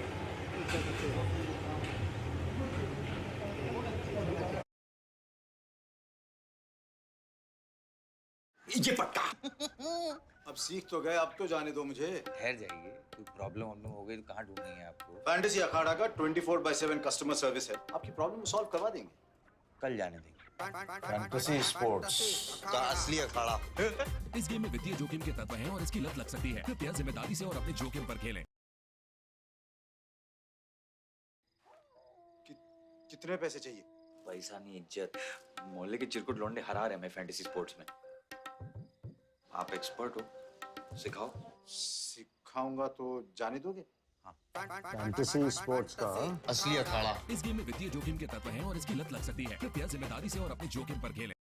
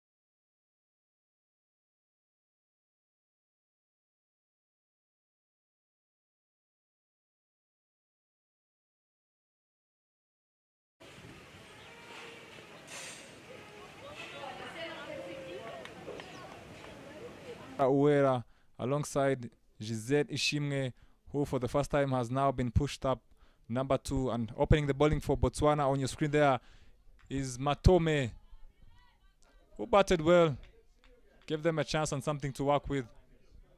Yesterday they defended 94, 2 more runs less today with 92, but you feel they have a chance. Welcome back, Martin Suji.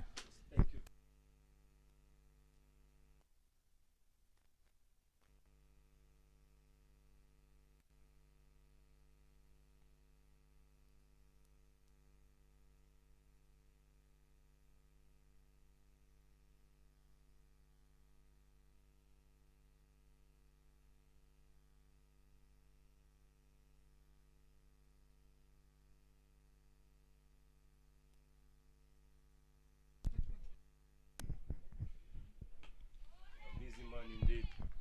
Never sleeps. He handles a lot of property, a lot of business. We had a business meeting today.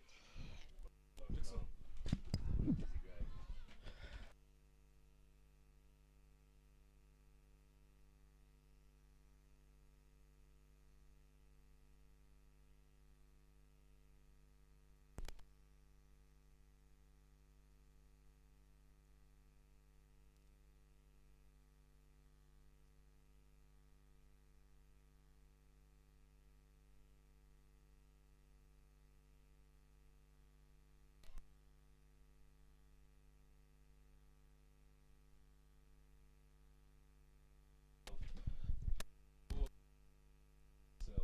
Tafadhali.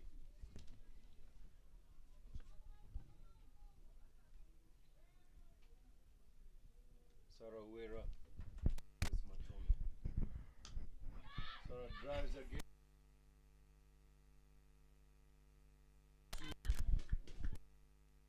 Well clear. The ball is pitched up.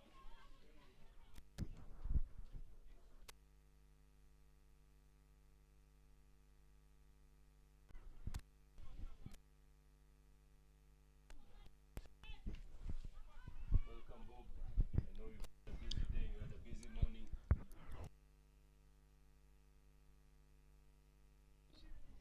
Thank you, Martin.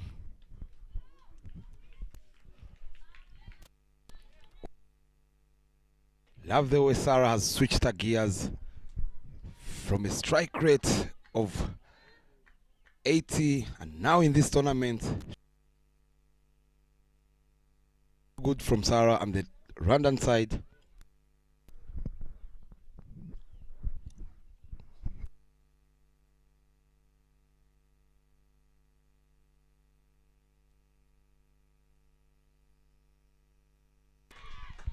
Drives it over again. Sarah, one too many.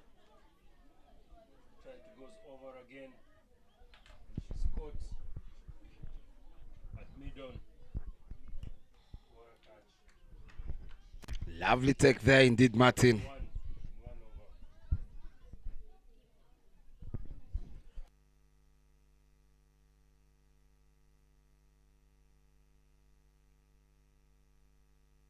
She's caught by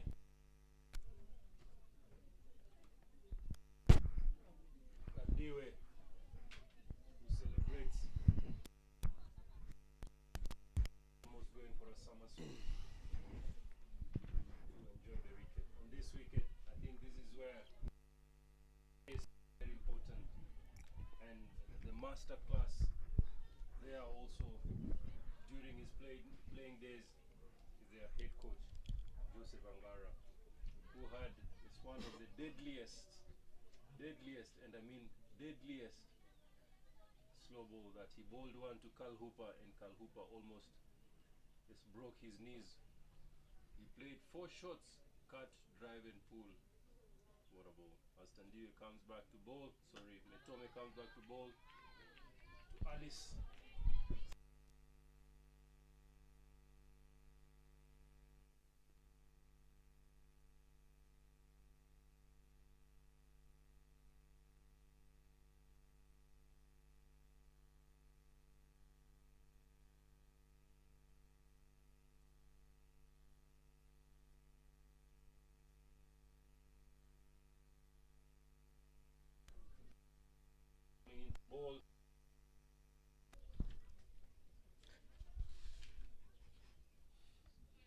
is Olnela. Nela.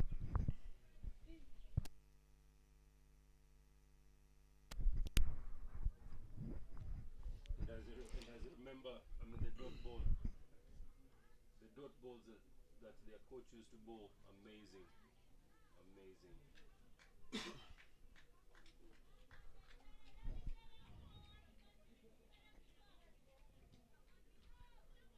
Nail coming into ball.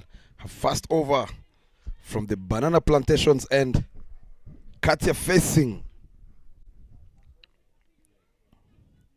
Martin here. This is where Rwanda has to capitalize their power play. For there, pulled away by Katia.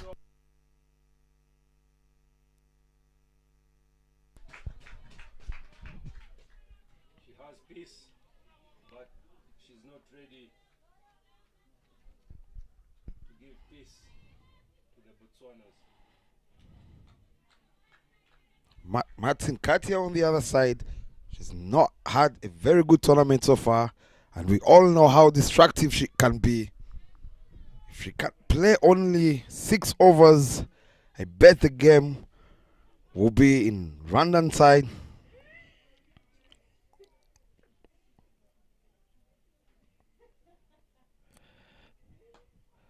Straight down the ground there, puff. I like the running today. It has purpose.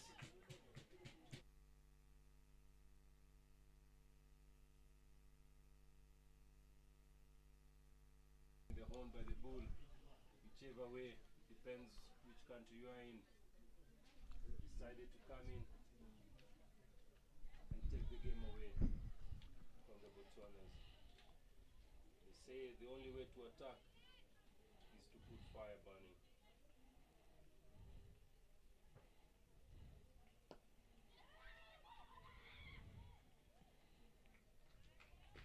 They said in the morning, just yesterday, if you're running with Giselle, you must be a Billy Whiz. The girl can run, the girl has heels. Very interesting pair in the middle from the Rwandan side. Cuts away powerfully to extra cover and races away for a boundary. Good start by Katia there, and the Rwandan side trying to finish this early. Do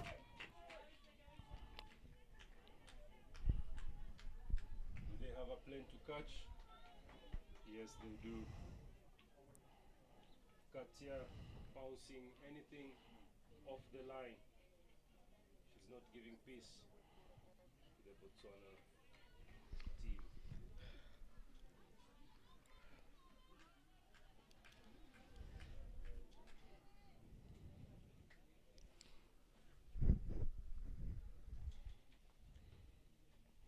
Short ball again. Well driven.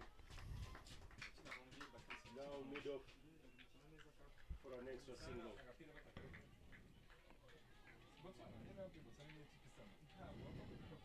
This is looking like a good over, I mean, for the Rwandans.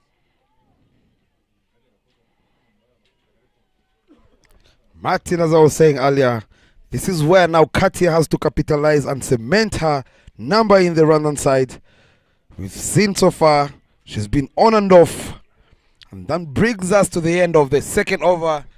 The scoreboard reads 15 runs for the loss of 1 wicket. Very true there, Bob. They have to capitalize on the power play and the loose balls that would be on offer and run hard as in between as the wicket. If you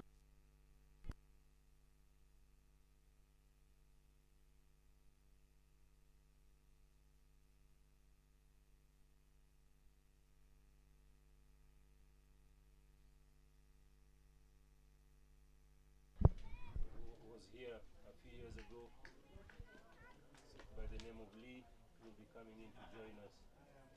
Talk to us about what's happening in his development and what he has come to do, I mean, for Rwanda cricket.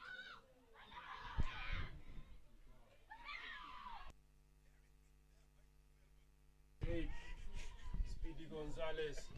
Sometimes you got to say no. Speedy Gonzalez. Katia sent her back. Speedy Gonzalez. Two runs there. Say agre, agre, agre. Martin, that's very good running there. Very good running. To take a 2 with no run.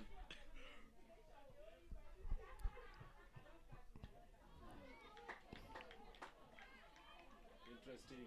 And I say I would wait to see in the local league. Giselle is running with the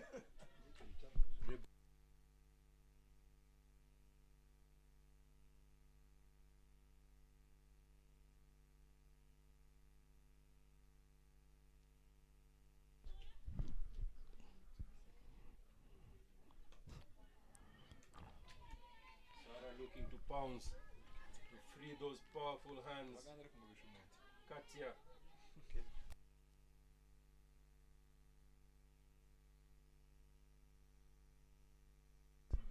She has a plane to catch.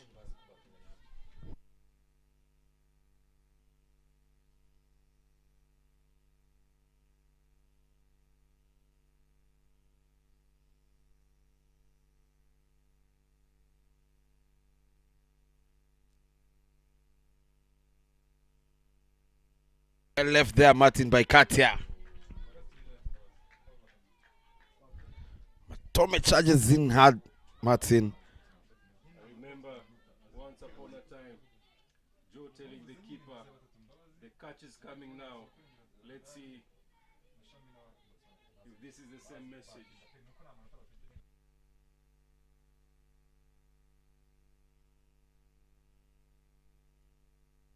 What a ball, what a ball. Shadrach backing up there, the bowler, patrolling the covers. Very good comeback there, Martin, by Matome. This is the Clapton Storm.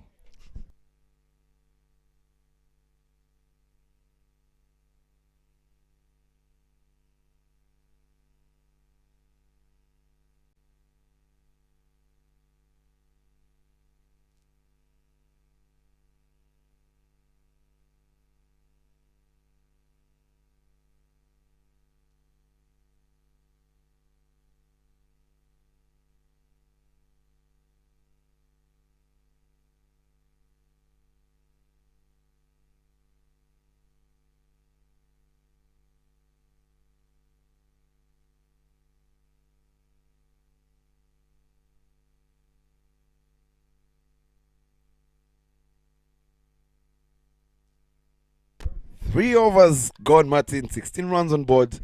Only one run from Matome's second over.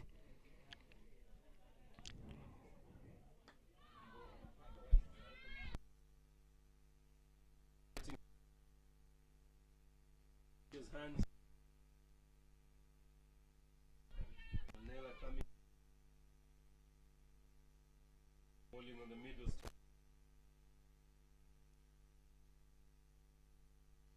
You will not see a wicket. You will not see even. She has covered all the stumps, leg stumps, off stump, middle stump. She wants you to bowl to her. And when you bowl to her, if you miss the line, Katia will not give you peace.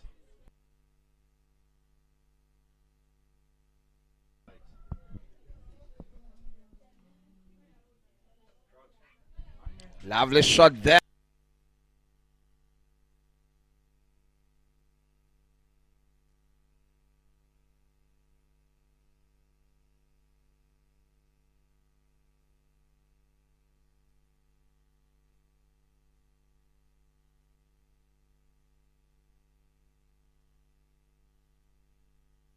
Giselle can run 3 by her. And the other batter.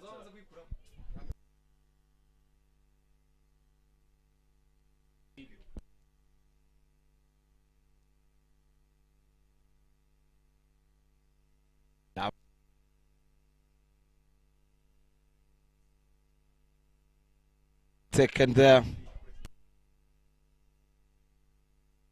Look at those 3 runs, Martin. Giselle almost tapped on Katya's shoulder, asking her if she can go for another one. We played there straight to point.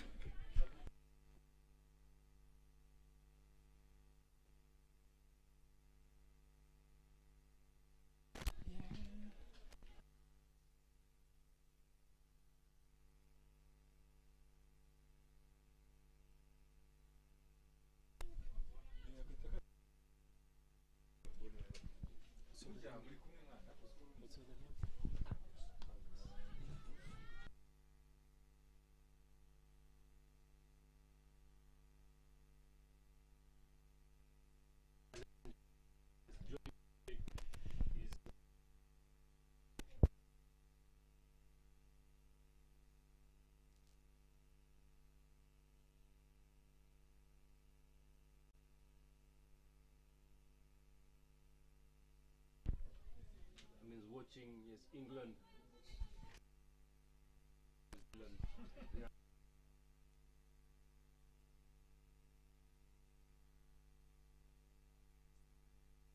Morning, everyone. You can hear the accent speaks for itself, ladies and gentlemen. I will say I wasn't really watching the England Test match. I was busy watching this back in the UK on YouTube, listening to your dulcet tones. Just kept a little. Very honest there. Very honest. Yeah, fantastic to be back for the first time in a couple of years after COVID, and great to see the cricket in action. Run for the first time.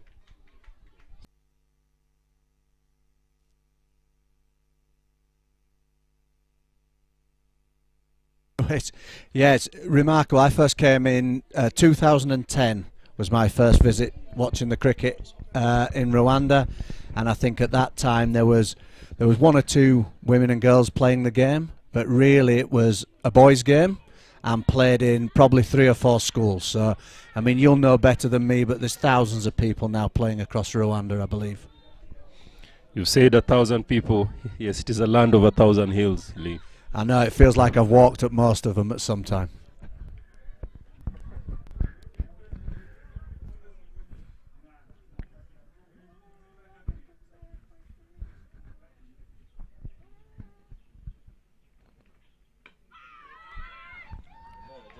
Good battle here, good battle here. Well kept there, Laura. There's very, very good agility here. Yes, Rwanda is 19 for 1 in 4.4. Interesting to see, I mean, the ladies playing very, very good cricket, very competitive. Yes, it's very agile. I mean, Lee, yes, on your playing days and now, I mean, what can you say about your development, you yourself, is looking at the ladies now? Me, myself, again, I think it's just fantastic for me to see. I've been very lucky in my playing to get around and about, but especially in my coaching. So, again, with my work with Cricket Without Boundaries, I have coached in Botswana before, but obviously mainly in Rwanda. So it's nice to see lots of people who've come through the pathways playing for Rwanda. It's a great shot there over the top.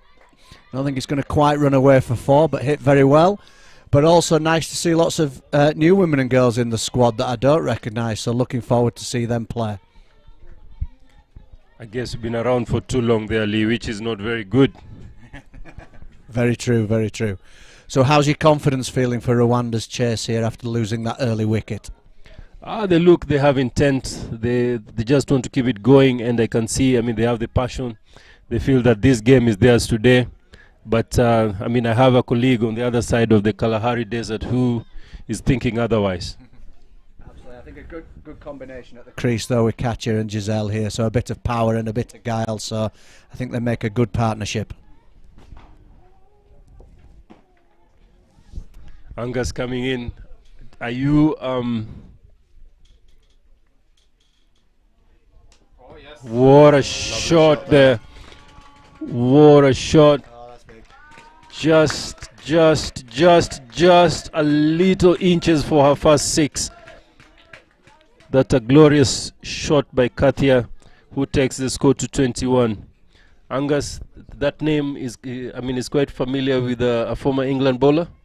It is indeed. It is indeed. And I'm currently, so I work for the MCC based at Lords in England, and Angus Fraser sits just above me in my office. So yeah, working in the same place. I think that name is a quite big name, and yes, that is what Rwanda brings into its his array of advisors, people talking to Rwanda cricket, yes, which is very important. It's not just about the person, but it's also about the system. Yes, who do you include in your system? Yes, what people are involved in your system is very, very important. The two gentlemen, yes, will be here to work and to consult with us, just to see where his Rwanda cricket is. You've seen a couple of balls now, Fraser. Yes, does it remind you of Fraser himself? Yeah. Absolutely. I mean, it's my first time here in Rwanda, my first time watching women's cricket on the continent, and it's fantastic to see the talent. So at the MCC, we're committed to helping grow the game across the world, in particular the women's game, and we're really excited to see how we can help support Rwandan cricket, but cricket all over the world. So yeah, really good to see the talent on show, and I'm sure that there's some exciting futures ahead. Very kind words there. 25 for 1. Giselle still going on with Katia. Katia 20 of 19. Giselle, good one. 6 balls. 1 of 6 balls. She hasn't faced many, but she's run very, very well with the Giselle. Change of bowling. Tendile comes into bowl. Giselle plays it, looking for a single, and it's not a single.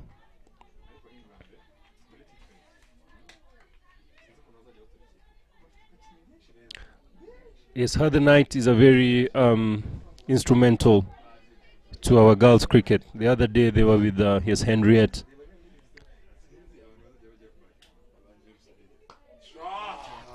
What a shot! That is a shot of intent. That is a shot of somebody feeling that this game must go home. Giselle cuts the ball short and wide. Giselle punishes the ball to the boundary. Means business. That shot there really lifting the crowd. Singing here on the sidelines. Fantastic to hear. I'm sure by the time we leave, you'll have understood a bit of Kinyarwanda there, Angus. I hope so.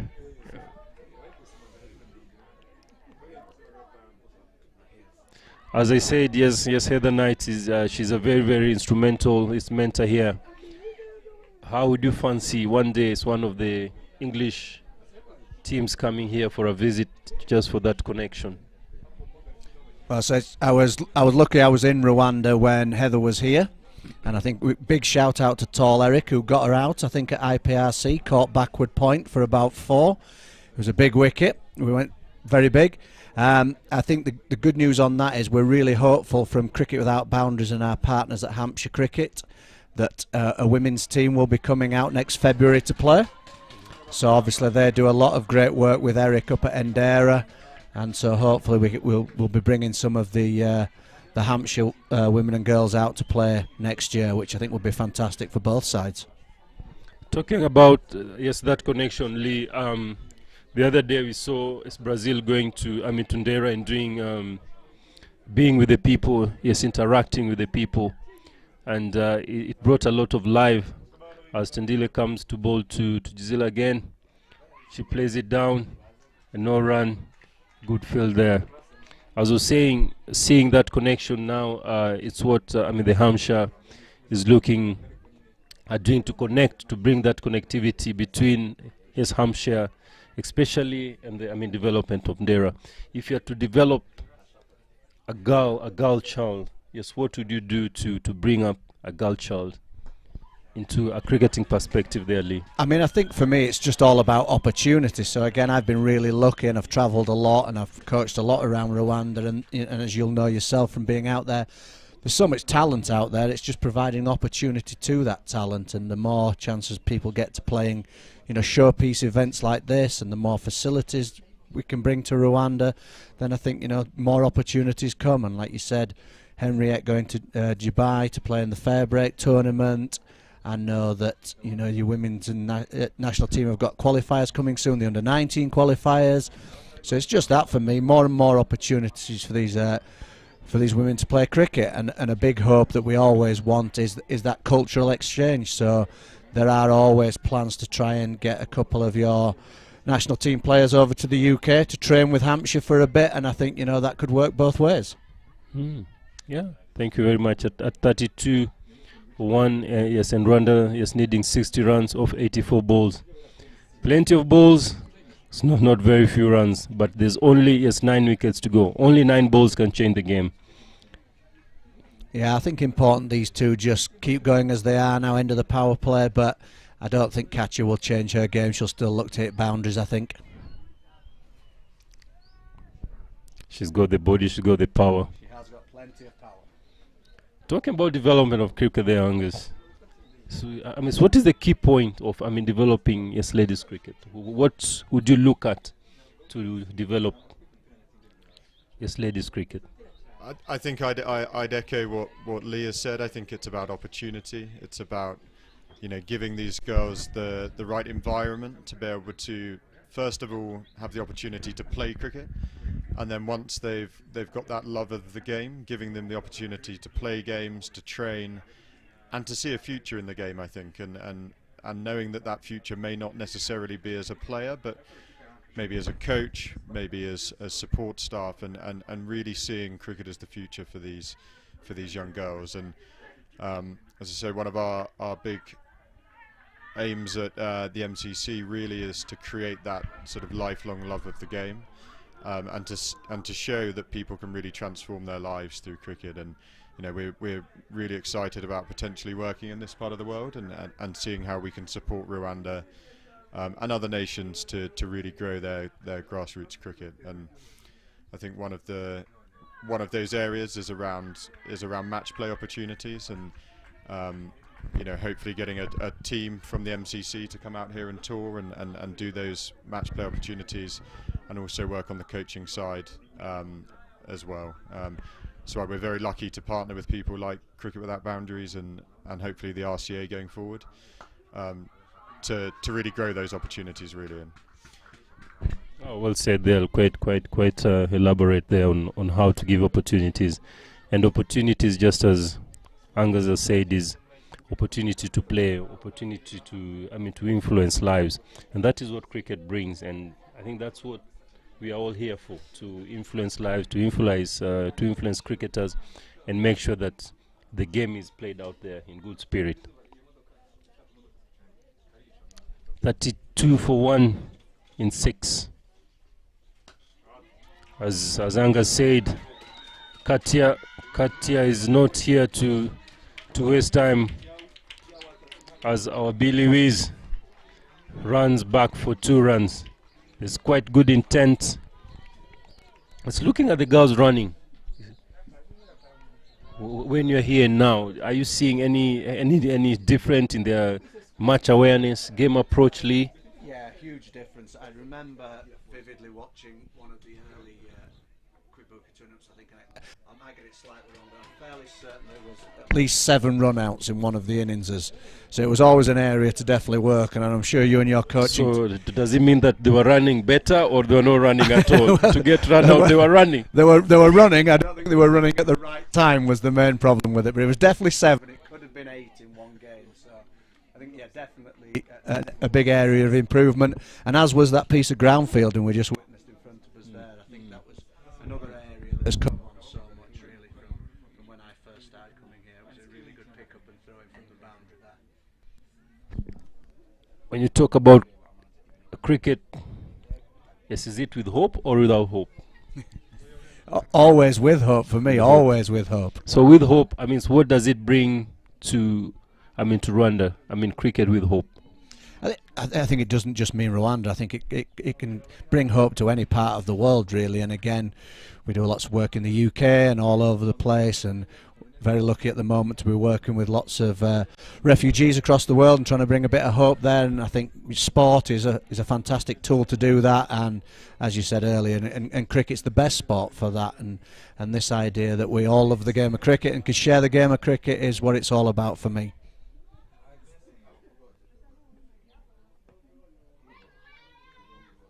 Good. We talked about, cricket without boundary, Angus. We talked about, cricket without boundaries. And yes, in cricket there are boundaries. So, so what is the link of cricket with boundaries and, cricket with boundaries? I think, one of the biggest barriers for people playing cricket is it can be quite an expensive game. You have to buy equipment, there needs to be facilities and land and coaches, and all of this comes at a cost. And I think what we can do, organisations like the MCC Foundation, we're able to support in pulling those boundaries down. I think in the first instance, and then we know that there's all of the other boundaries as well. There's cultural boundaries, there's gender boundaries that traditionally sport and cricket's been seen as a men's game. And I think it's one of the most exciting things about a competition like this is putting the women front and centre and showcasing how excellent women's sport can be. And brilliant also to be bringing together so many countries, not just from Africa but from Europe, from South America. It's fantastic to see that cricket can be something to break down those cultural barriers and can bring people together, and can really be a sport to showcase difference, but to highlight and celebrate those differences as well. So, like anything, there's boundaries, but the more we can do to take those away, to give those people the opportunity to get involved, the game will be richer for it, and it will be a more accessible game, and it will be a better game, I think. Spot on there, 37 for 1 off 7 overs. Giselle 11 from 16, catching up there. Katia 22 of 25. We were watching England play New Zealand yesterday, gentlemen. Lee said that he was more watching Kwibuka than England. Really Ben Stokes and Bristol tearing away the New Zealanders. Yes, does it mean that the the test match is changing skill and quality? I think so. I think the T20 format has had a positive impact on Test cricket and ODI cricket. I think we're seeing lots of really positive mindsets and attitudes from players like Bairstow and people who have been at the IPL. England have got their new coach now, Brendan McCullum, one of the most destructive players of his generation, and I think that sort of attitude of really taking the game to the opposition is something that will hopefully be a big positive for England going forward, and I think something that can be mirrored across the game, whether it's the men's game, the women's game, Test cricket, T20 cricket, being positive, and playing with that freedom and mindset, I think is something that creates really attractive cricket. And I've got to say, we've seen lots of really positive cricket on show today, and I think Lee alluded to it with the ground fielding in particular has been fantastic to see. True. So does it mean that just the presence of a coach, like now we are watching this game now here at 40 for 1, and Giselle driving the ball. That's a love to extra cover. I can see Lee. Jumping here in the commentary box. It shows where his money is. Does it mean that a coach's presence can influence a change in a changing room? I think there's absolutely no doubt about that. I guess I would say that as a coach who likes to believe we can make a difference. We wouldn't do it if we didn't think we could. But I just think, a change a coach, captain, I think the most important thing is not to let things get too stale, and I think that was the problem with England. The same things had happened all over again, and we just, nice to have a change, and it'll be really interesting to see again. I think McCullum's coaching background's very interesting. He's never really coached any red ball cricket, and now he's a test coach. So we'll see how it goes. I guess anybody can have a good couple of games. We'll see how he gets on over a few years, I suppose. Good. In your personality of personnel, do you judge by the book? Do you judge by character? Because in cricket there's a lot of character. There's a lot of statistic that's good. Keeping by Laura there on top, taking a very, very good catch, very good hands, very good movement. To take out Katia, that was very, very good cricket. As we were saying, the development of the game here has just changed, and you see keepers standing on top, and in ladies cricket, taking a catch like that, it's one of the best catches in the tournament. Coming back to Lee, judging character, do you judge character? Do you give character an opportunity? So yes, how do you judge things like a team performance, and how do you build a team? Yes, looking at just a team holistically. Yeah, I think as coaches it can be too easy to just fall back on who scores the most runs and takes the most wickets, and I'm not sure that's always the best indicator over a long period of time about what you want in your team. And I think character's really important. Good characters in a dressing room are absolutely priceless to a team, and they're very hard to find. But those natural leaders you always look for, don't you, to try and plug into your team, and they make such a difference. But I guess it depends what level you're playing at, doesn't it? At this level, international cricket, it's about winning games. The stuff that I tend to do, which is grassroots stuff, is much more about building character for the game of cricket, but character outside of cricket as well. The two can help each other. As Bimenyimana, the captain comes in, to take the game home. For Rwanda, she's batting. She's been, patrolling the middle order very, very well, and she's in now with 47 runs in 70 balls. If they just rotate the strike, they'll get to the target comfortably. Just important. I think they keep the score ticking over now for the next 5 or 6 overs, not lose too many wickets, and it should be there, I think. But a couple of quick wickets here could make it very interesting. Yeah, very true. And today, if you are, the New Zealand coach, what would you tell them in the changing room? What would be your key strategy coming to the second test, Lee? Think about it. Think about it, Lee. Think about it. Which team have I got? Think about it. Which team have I got? England or New Zealand here? New Zealand. That's why I said think about it. Think about if you are in the New Zealand changing room. I've got one really easy, quick one for New Zealand. If you play in England, always pick your best spinner. We're never very good against spinners. Pick your best spinner. But it doesn't turn in England.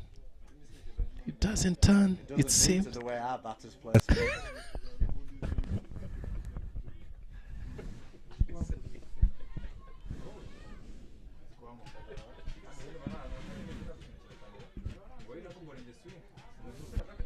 Talking about the weather here, Lee, the weather, I'm sure you've just come from England. What is the difference in, the weather pattern here, Angus? You are here for the first time. I'm here for the first time. And you're still putting your jumper on. That is say that it's you're still feeling cold? Not too bad, but it was. We came from a warm England, so it's very familiar. I think, obviously the biggest difference is we have quite severe winters and whole periods where we can't play cricket. And as I understand, there's a sort of a longer period in which you can play cricket here, which is a fantastic asset and should only help aid the development of players. Because the more you can play, the more you can train, the better people are going to be. Very good, very good. Shot! Lovely shot there. Oh, a 6. I said that's the mighty young girl. You get off the line, what a shot. And I say today the cows will be busier at Cow Corner. They need to graze more there. There'll be a lot of grazing on cow corner. What a shot to get the maximum. The maximum. That is the third maximum in this Kwibuka T20. What a shot. 40 runs, 63 balls. I mean, what have you got to say about that shot there, Angus? I mean, who needs to watch England and Bairstow and Stokes when we can be sat here watching Rwanda? Just as many fireworks. 1,000 hills. 1,000 hills is talking. The land of milk and honey. She goes again. Shot. Same shot. What a slide. What a stop.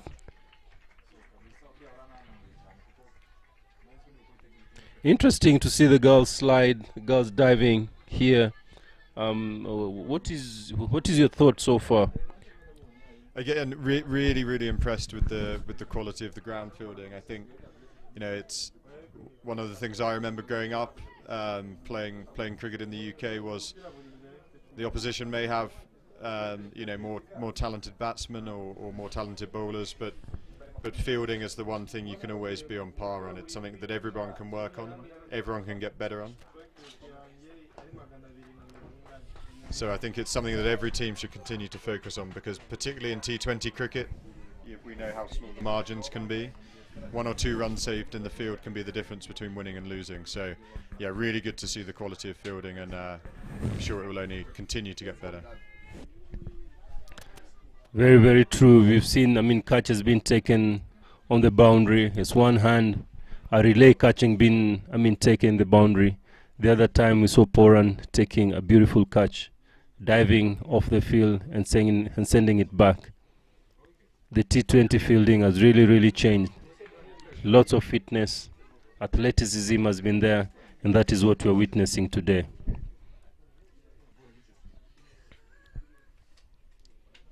Lee and Angus, if there's anything during your playing days that you'd maybe regret that you didn't do, you never had, so what could have been, I mean, given an opportunity now? By the way, I mean, so what is your favorite food there?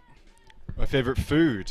Oh God, that's it. That's true. Don't tell me that it is cold milk and tea. No, absolutely not. No, absolutely not. You know, I'm very excited to sample the food of Rwanda and see what's on offer. Yeah, I'm looking forward to Lee taking me to a few spots, and I'll report back after the next game.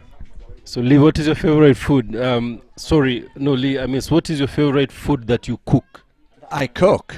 A wide range of cooking, but open your ears for this answer. Before we come back to that, I've just heard some devastating news that one of my favourite restaurants has closed down at the minute, plus 250 in Kigali by Sonatube. A bit of building work going on, so we're going to need some recommendations to that.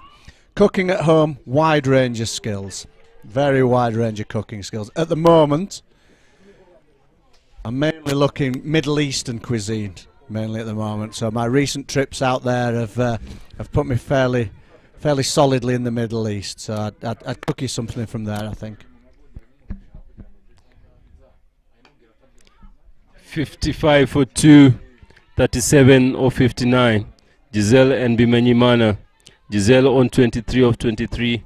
Bimenyimana hasn't opened her account as Florence continues to bowl. As we talked about cuisine, Joe's favorite. There's a food called Athola back home that is his favorite, with ugali moto, topped up with osuga. That's Joe's favorite. Both of you, what is your something that you'd look back as a cricketer and actually, I mean, regret and say that given an opportunity now, you'd just do it different? It's looking at the cricketers here, we all play, but there's one thing that we say that I wish I did this when I was young, I would have been this person, right? Even just going to school, I wish I would have studied maths, I would have been an accountant. Something like that. What is it that you look back?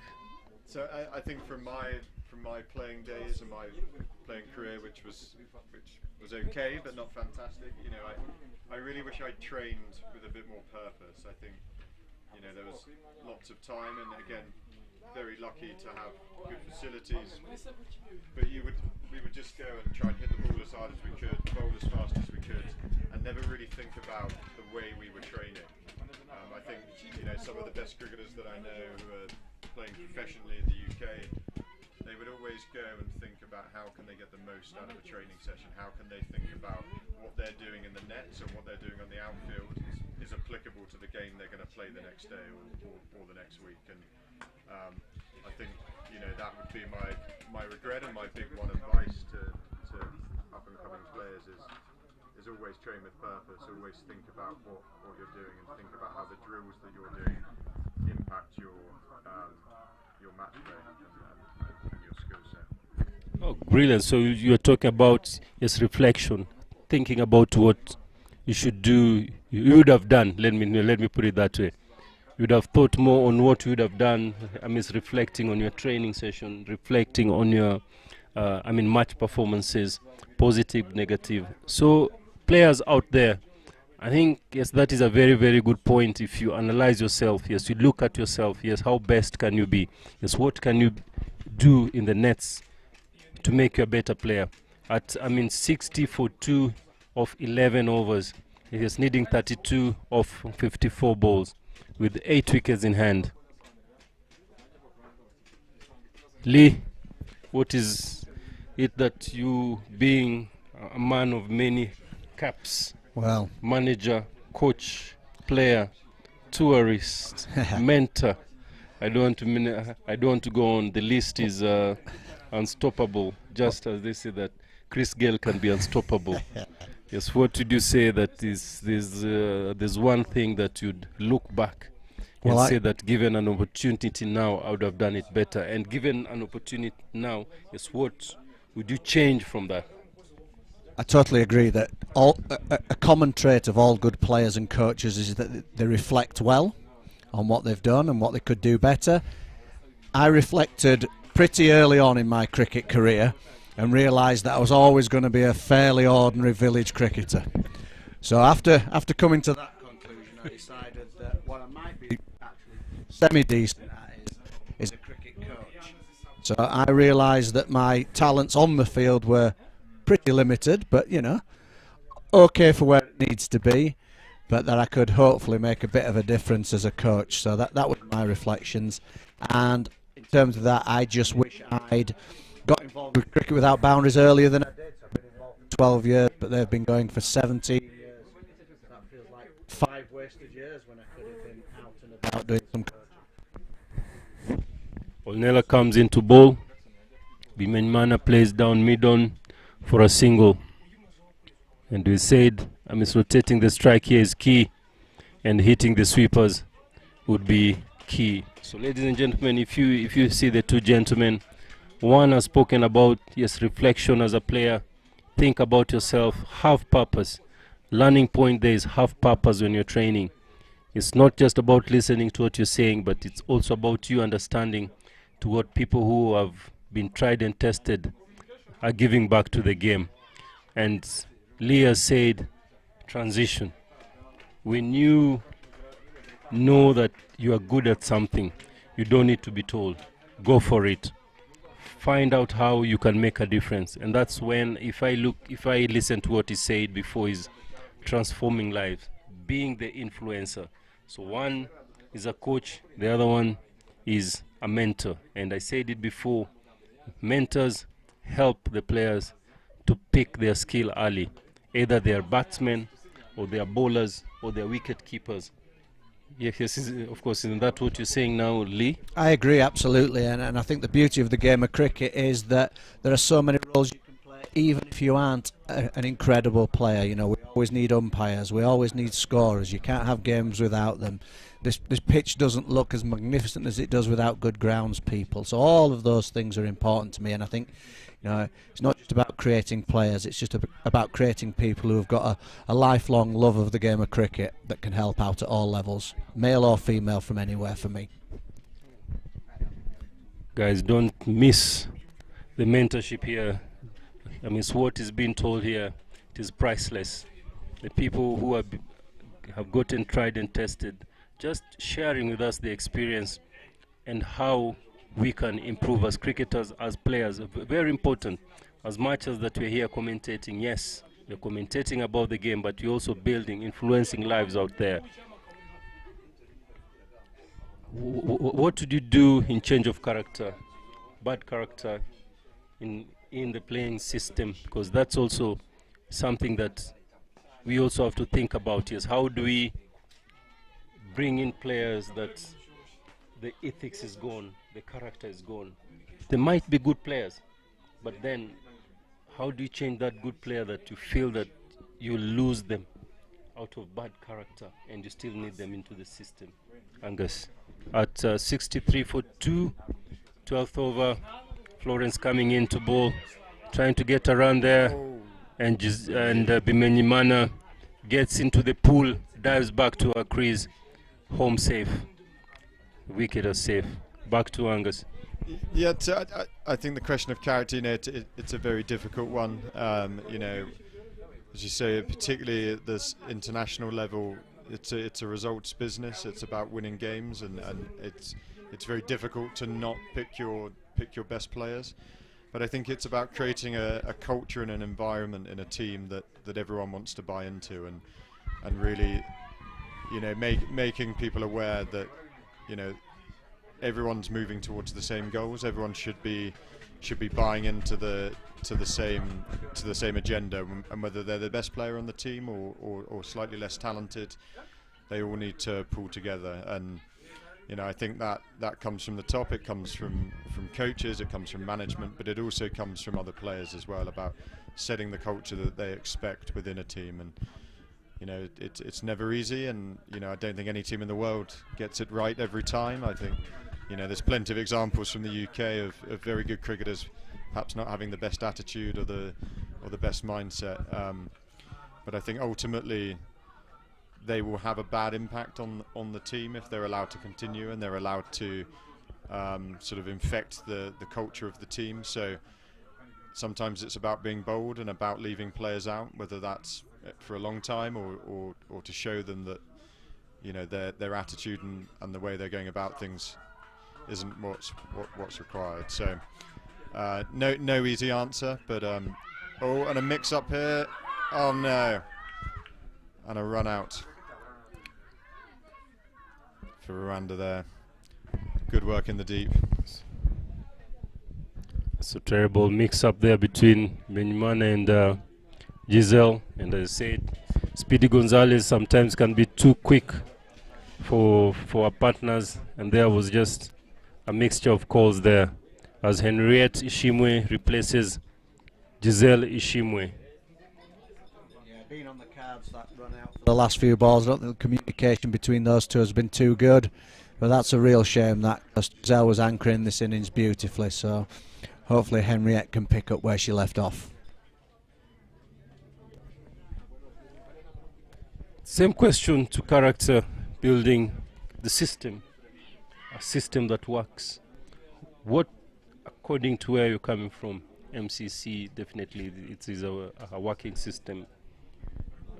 How do you build a working system? Or how do you change to a working system there, Lee?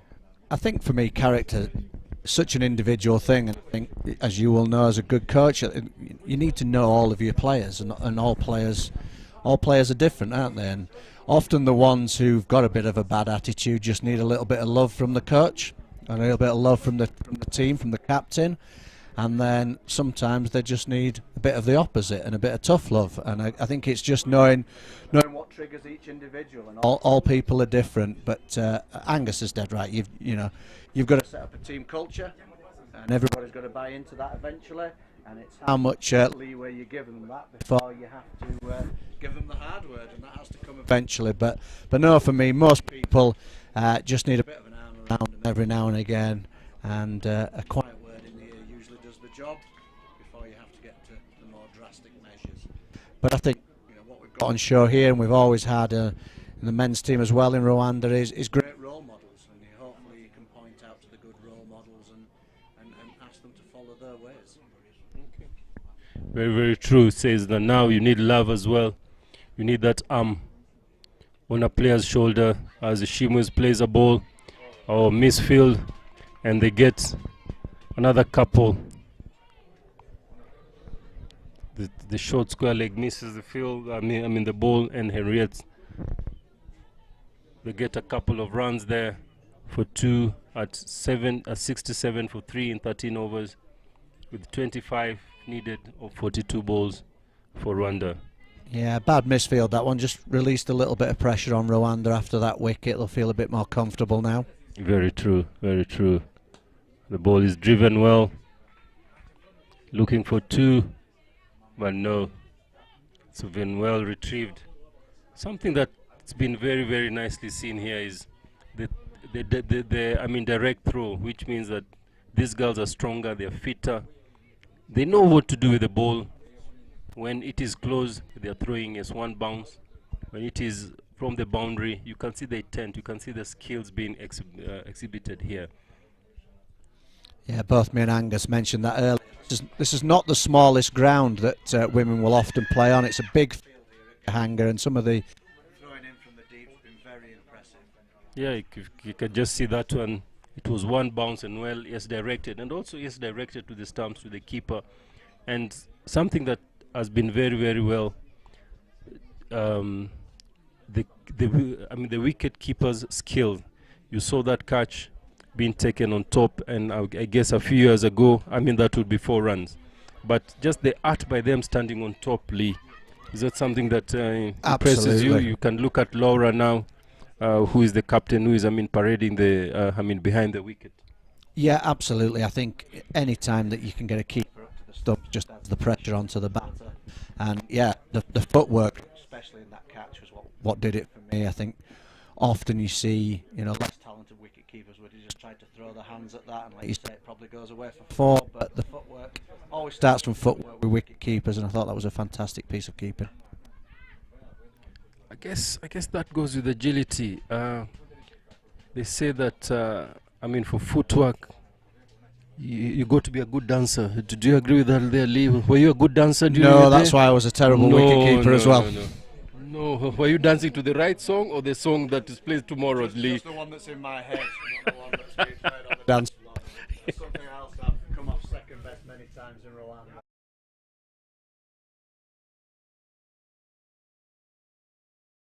महारती ji, fantasy Akhada में विदेश जाने का भी chance है। अब सुनो, हम आपको जाने देंगे। इतना सिखा दीजिए कि हम फॉरेन कैसे जाएंगे। फैंटेसी स्पोर्ट्स का असली अखाड़ा। इस गेम में वित्तीय जोखिम के तत्व हैं और इसकी लत लग सकती है। कृपया जिम्मेदारी से और अपने जोखिम पर खेलें।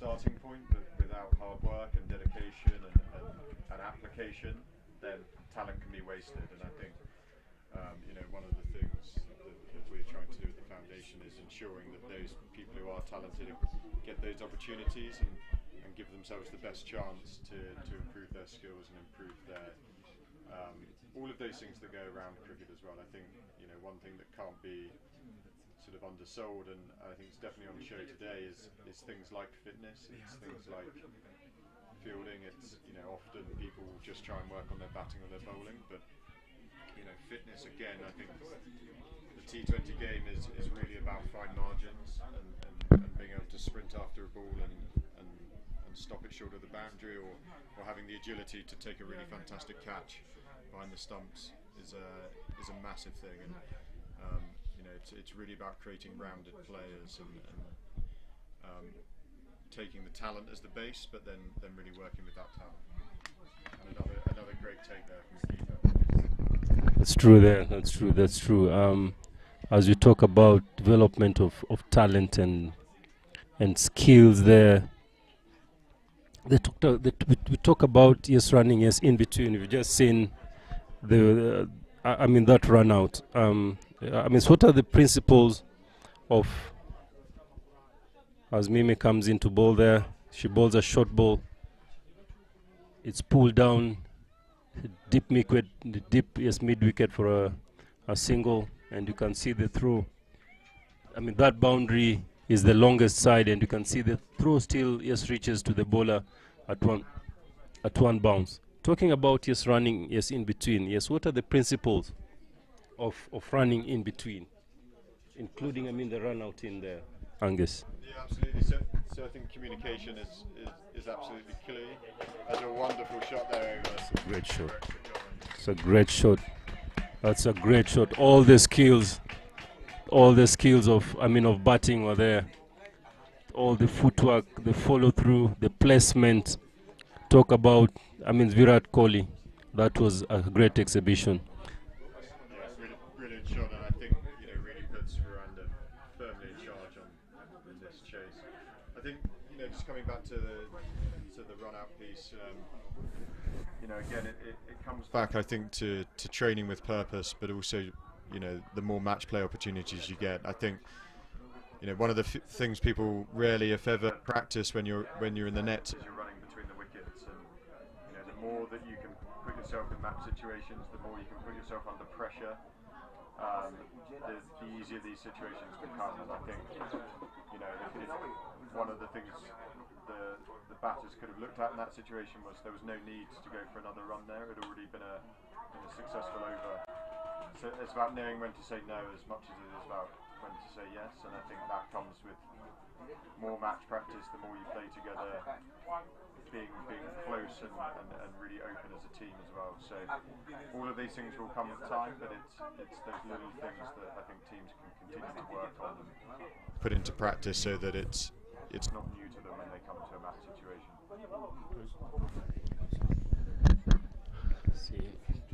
Score is 80 for 3. Yes, Rwanda needing 14 runs to win. Coming into ball.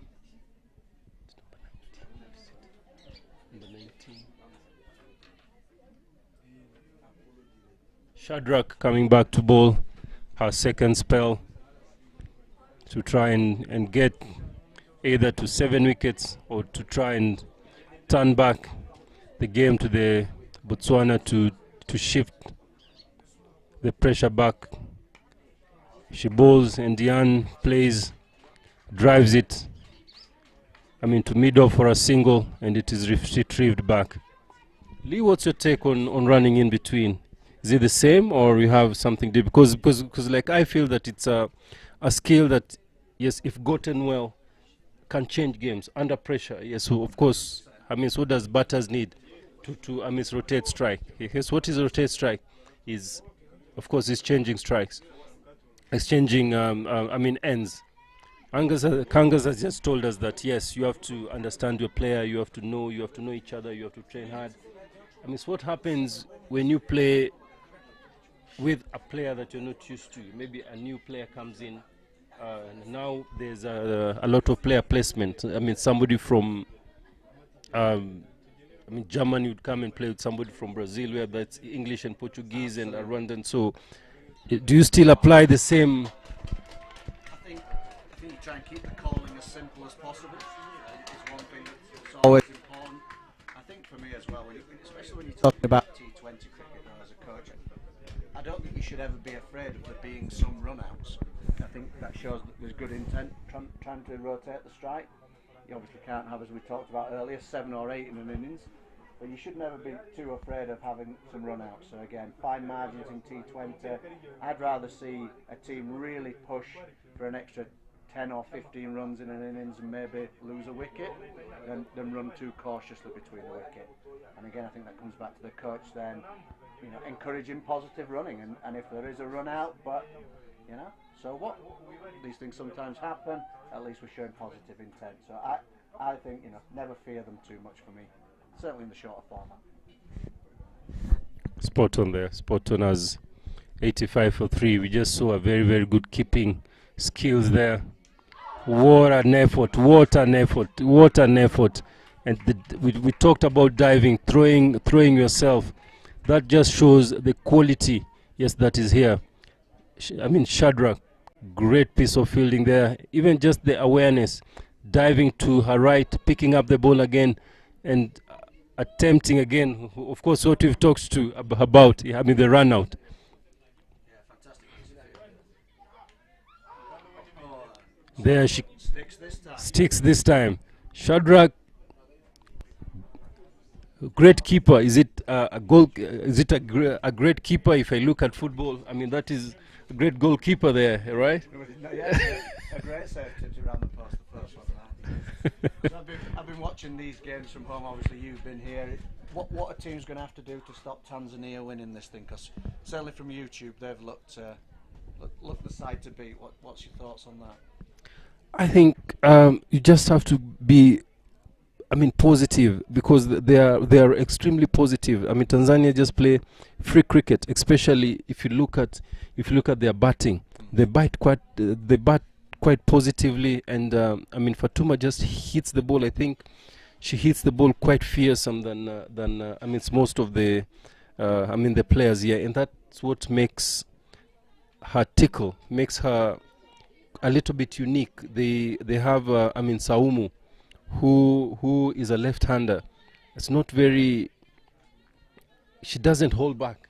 They play it quite. I think their batting really takes them through, and they have a very agile fielding. I mean, they're quite free, and I think this is from where they come from. They come from I mean the culture. We talked about culture, freedom of expression, freedom of speech, and that one also helps, because they know that if I free myself, things happen. If I free myself, something happens, right? Coming into ball is Tulio.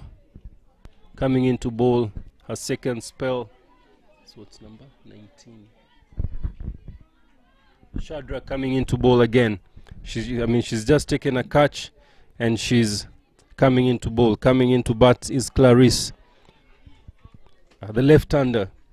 What do you think about left-handers, his arm bowlers, left arm spinners?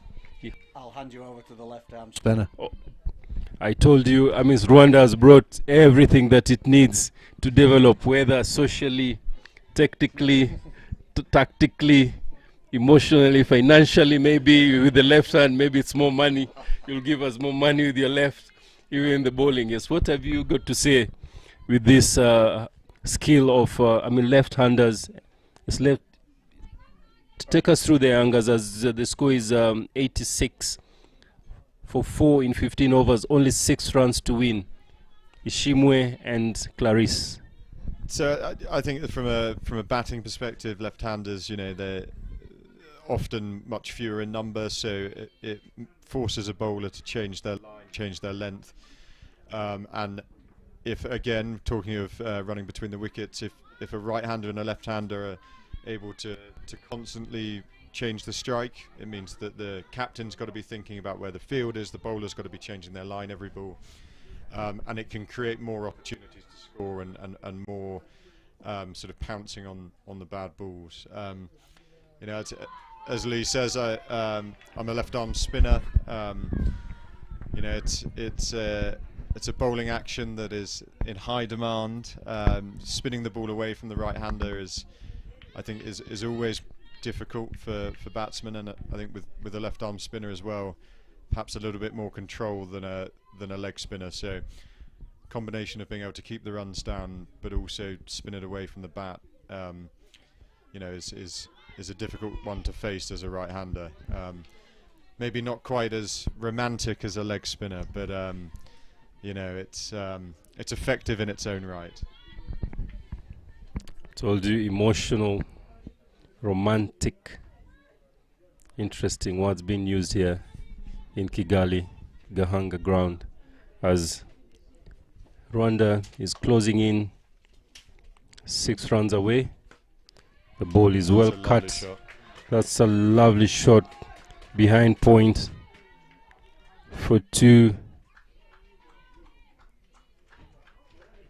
by Giselle. That's a good piece of fielding. What do you think one day Africa has its own Premier League in future? Would you reckon something of the sort?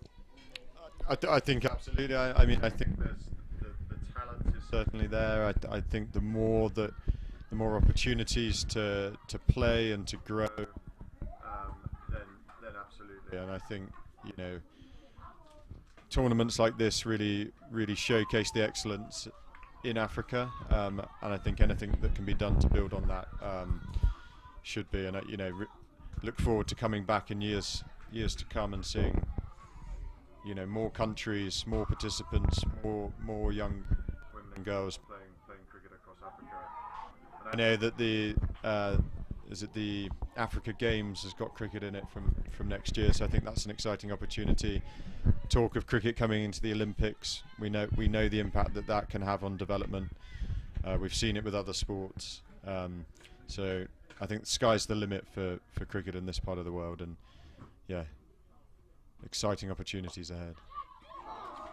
Great shot. Great attempt all the way. You could see Shadrach again at covers. Oh, the ball beating her there with the spin for 4 runs. Putting shortly as the game is come to a close. Putting short. Yeah, comfortable victory in that for Rwanda. They batted really nicely, so take a bit of confidence. I believe if they can win the next game, they can possibly sneak into the top 4, so they'll be looking to do that. But thanks for having us, really. It's been good fun here in the comms box, and look forward to watching. What game have we got this afternoon to watch here? We have Tanzania playing Nigeria. Ooh, looking forward to West that one. West and the East. Yeah. No love lost? No love lost. The cricket. Putting short there, Angus. Just thanks very much for having us. Great to be here with you and to see a high quality game of cricket, and looking forward to the rest of our time here in Rwanda, and then off to Uganda and Kenya as well. Wow, thank you very much. Yes, ladies and gentlemen, this is the time that I'll also tell Joe that of course we meet in the bar, for 2 as usual, just as a cool down. Thank you very much, guys, and looking forward to see you again. Pleasure, thank you.